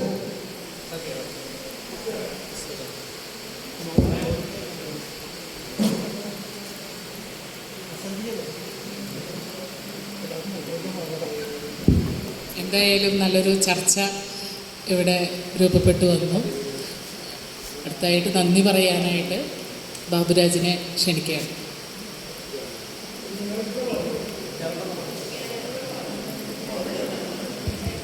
ഇടയ്ക്കുള്ള ബഹുമാനപ്പെട്ട അധ്യക്ഷൻ, വിശിഷ്ടാതിഥികളെ, പ്രിയപ്പെട്ട അംഗങ്ങളെ, അവർക്കും കൃത്യമായ നമസ്കാരം. ഞാൻ ആദ്യമായിട്ട് പറയണത് ഇരിങ്ങാലക്കുട എപ്പോഴും പ്രശ്നമാണ്. ഇരിങ്ങാലക്കുട ആദ്യം വയ്ക്കുന്ന അവസാനം വയ്ക്കുന്നത് എപ്പോഴും പറയേണ്ടി വരാറുണ്ട്. ഞാനിപ്പം ഫ്രണ്ടിലാണ് എന്നെ ഉപയോഗിക്കുന്ന ഇരിങ്ങാലക്കുട എന്ന് വയ്ക്കുന്നത്, അത് പറയേണ്ടി വരാറുണ്ട്. എപ്പോഴും തിരിച്ചടിക്കും, പേര് വെച്ചിട്ടാണ് എപ്പോഴും അടിക്കാറ്. അത് എന്നും പറഞ്ഞ് ശ്രദ്ധിക്കപ്പെട്ടു. ഇന്ന് നമ്മൾ 13ാം സദസ്സിൽ എത്തി നിൽക്കുകയാണ്. ഇന്ന് കാലത്ത് തൊട്ട് വളരെ മനോഹരമായിട്ടുള്ള ക്ലാസ്സുകൾ, ഇഷ്ടംപോലെ അറിവ് പകർന്ന ക്ലാസ്സുകളാണ്. ഇന്ന് കവിതയെക്കുറിച്ച്, നാടകത്തെക്കുറിച്ച്, അതുപോലെ നിരൂപണത്തെക്കുറിച്ച് എല്ലാം കടന്ന് ഇപ്പോൾ 13ാം സദസ്സിലെത്തിക്കുമ്പോൾ നമ്മൾ കഥയെക്കുറിച്ചുള്ള വളരെ മനോഹരമായിട്ടുള്ള ക്ലാസ്സുകളിൽ എത്തി അവസാനിക്കുകയാണ്. ഇതിൽ വളരെ നല്ല രീതിയിൽ UK സുരേഷ് കുമാർ സാർ പറഞ്ഞു. അദ്ദേഹം നമുക്ക് പറഞ്ഞ പോലെ സാഹിത്യ പ്രസംഗിയാക്കി അറിയാത്തതുകൊണ്ടായിരിക്കും പറഞ്ഞില്ല. അദ്ദേഹം വളരെ നല്ലൊരു പ്രഭാഷകനും ഗാനരചയിതാവും കഥാകൃത്തും ദൂരദർശൻ കമൻറ്റേറ്ററും സാംസ്കാരിക പ്രവർത്തനം എല്ലാമാണ്. അദ്ദേഹം സാഹിത്യ പ്രസംഗത്തിൽ നേരിട്ട് അറിവില്ലാത്തതുകൊണ്ടായിരിക്കും പറയാറുണ്ട്. അദ്ദേഹം അങ്ങനെ പറയേണ്ടത് തന്നെയായിരുന്നു. അതൊന്നും പറയില്ല എന്ന് പറഞ്ഞതോടെയെങ്കിലും വളരെയധികം നല്ല രീതിയിൽ കഥയെക്കുറിച്ച് പറയാനായിട്ട് അദ്ദേഹത്തിന് സാധിച്ചു. യുദ്ധത്തിനെക്കുറിച്ച് തുടങ്ങുന്ന, ആശുപത്രിയിൽ കിടക്കുന്ന ഒരു സൈനികൻ്റെ കഥ പറഞ്ഞുകൊണ്ട് തുടങ്ങിയിട്ട് മാർക്കീസിൻ്റെ കഥയിലൂടെ കടന്നു പോയിട്ട്, അതുപോലെ നമുക്ക്